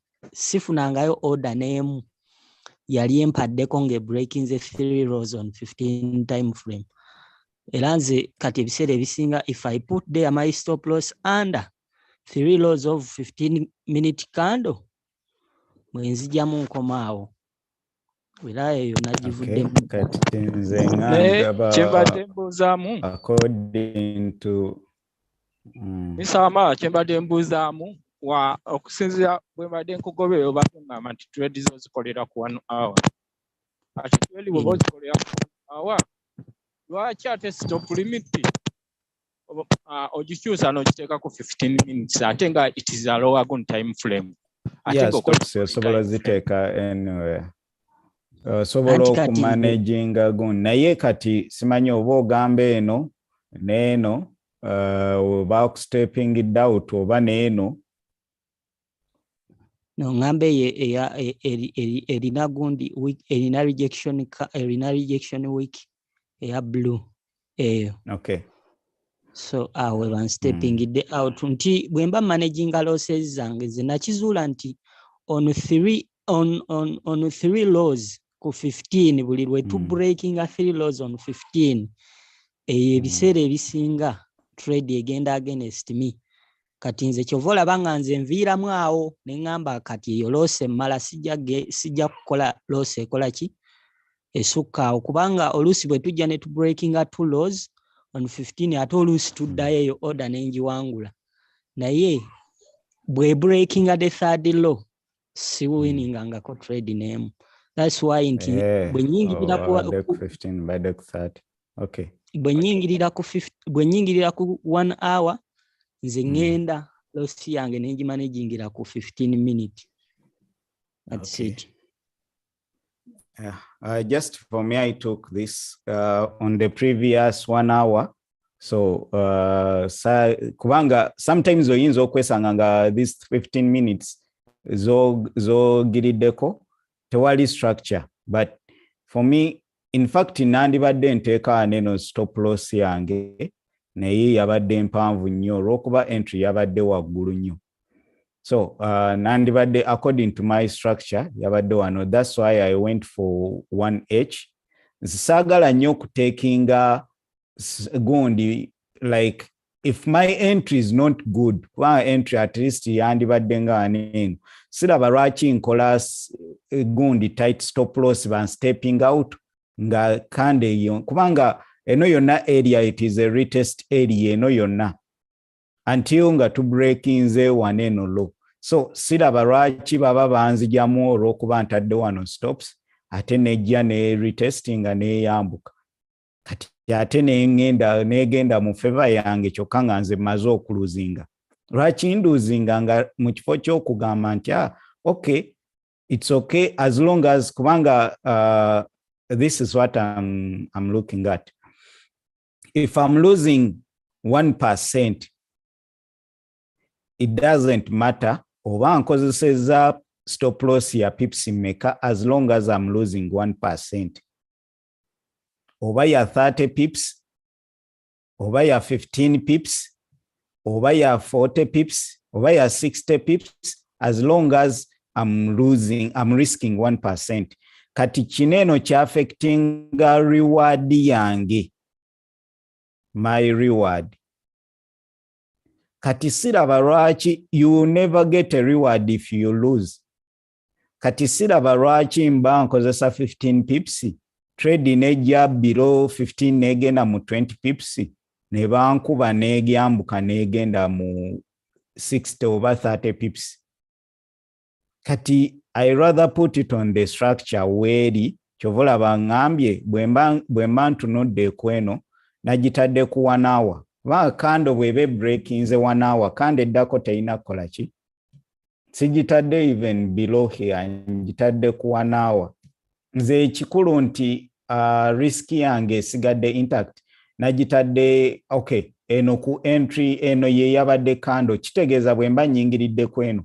Kando eziddako bwemba njagala twambuke tezina kola ki. Tezina breaking eno kando kwenyingiridde. Singa nabadde nyingiridde wano stops nandibadde nzitadde wano below. Nti kitegeeza bwemba nyingiridde ku zino kando ziddako tezina breaking at the low of this candle, which is this. Kati I just put a small stop, some pips below this candle we yakomye nenteekayo kati neera waneno ndi below ki a few pips ziringa 5. So kubanga esobola okujja ne breaking gain naye wano eno bwemba nsazeewo okuyingirira ano teina kujja ne breaking ki eno te breaking ze the high of this candle kitegeeza ekyali mu range yeno. Okay, tujja kwongereza okwo mpola mpola. Katukome waneno you observe if the next 3 candles tugeze structure eri bweti zineno kando zine 3 ziyinza okubanga waneno ze kando ze 3 eza 15 minute wezikoma nojja n'oyingirira wano waggulu tugeze naye ng'ate structure maybe wanditadde wano eno stops just kyengeza kugamba nti it is better you look for a structure than normal candles. Bwe mba nze nyingiridde ku 1 hour then I put my stops below 1 hour. Singa 4H then bwe ndaba nga 4H tugeze to break nze ne nyingira ku 4H I put my stops below 4H. Bwe mba nga nyingiridde ku 5 minutes then nja kutunuulira structure ku 5 minutes eri etya. Kikola amakulu kubanga I risk the same percentage not the same pips. Tujja kwongera okulaba ku risk management kubanga you can risk in percentage, dollar value, like in your risk is in dollars, pips, over stop, lot size, ekimu ku byo kiina kubeera constant kubanga we tujja risk management. Risk management to plus ku pips, pips is a to risking pips because that's stop loss over this is lot size over your dollar amount, dollars. Kati ekimu ku bino ebisatu kiina kubeera constant, ebibiri nga biri variables nga ebibiri nga biri ki bakiyita bati constant neki ze bayita variables. Constant ng'endala zitambula nga ziri dynamic kale. So for me I rather take a constant dollar value until I lose this amount on each trade. Zineno zichuka. Since agamba nti I lose 10 pips, 15 pips oba kino. Kasita structure bange empa waneno then my lot size varies also. Ne kino kivaringa. Then zineno manyi nyina okuyingira mu trading nga nyina constant. Nga manyi kyengendo fiirwa in dollar values. Let us stop here. Tujja kuba tukola ki? Tweyongerayo ku mu maaso awo bwe tunaaba tumaliriza. Like let us stop here. See you mwebala abasobodde okubeerako ku YouTube. Tukwatagane ate neera enkya kandabe. Okay. See you. In the afternoon. Mwebale. And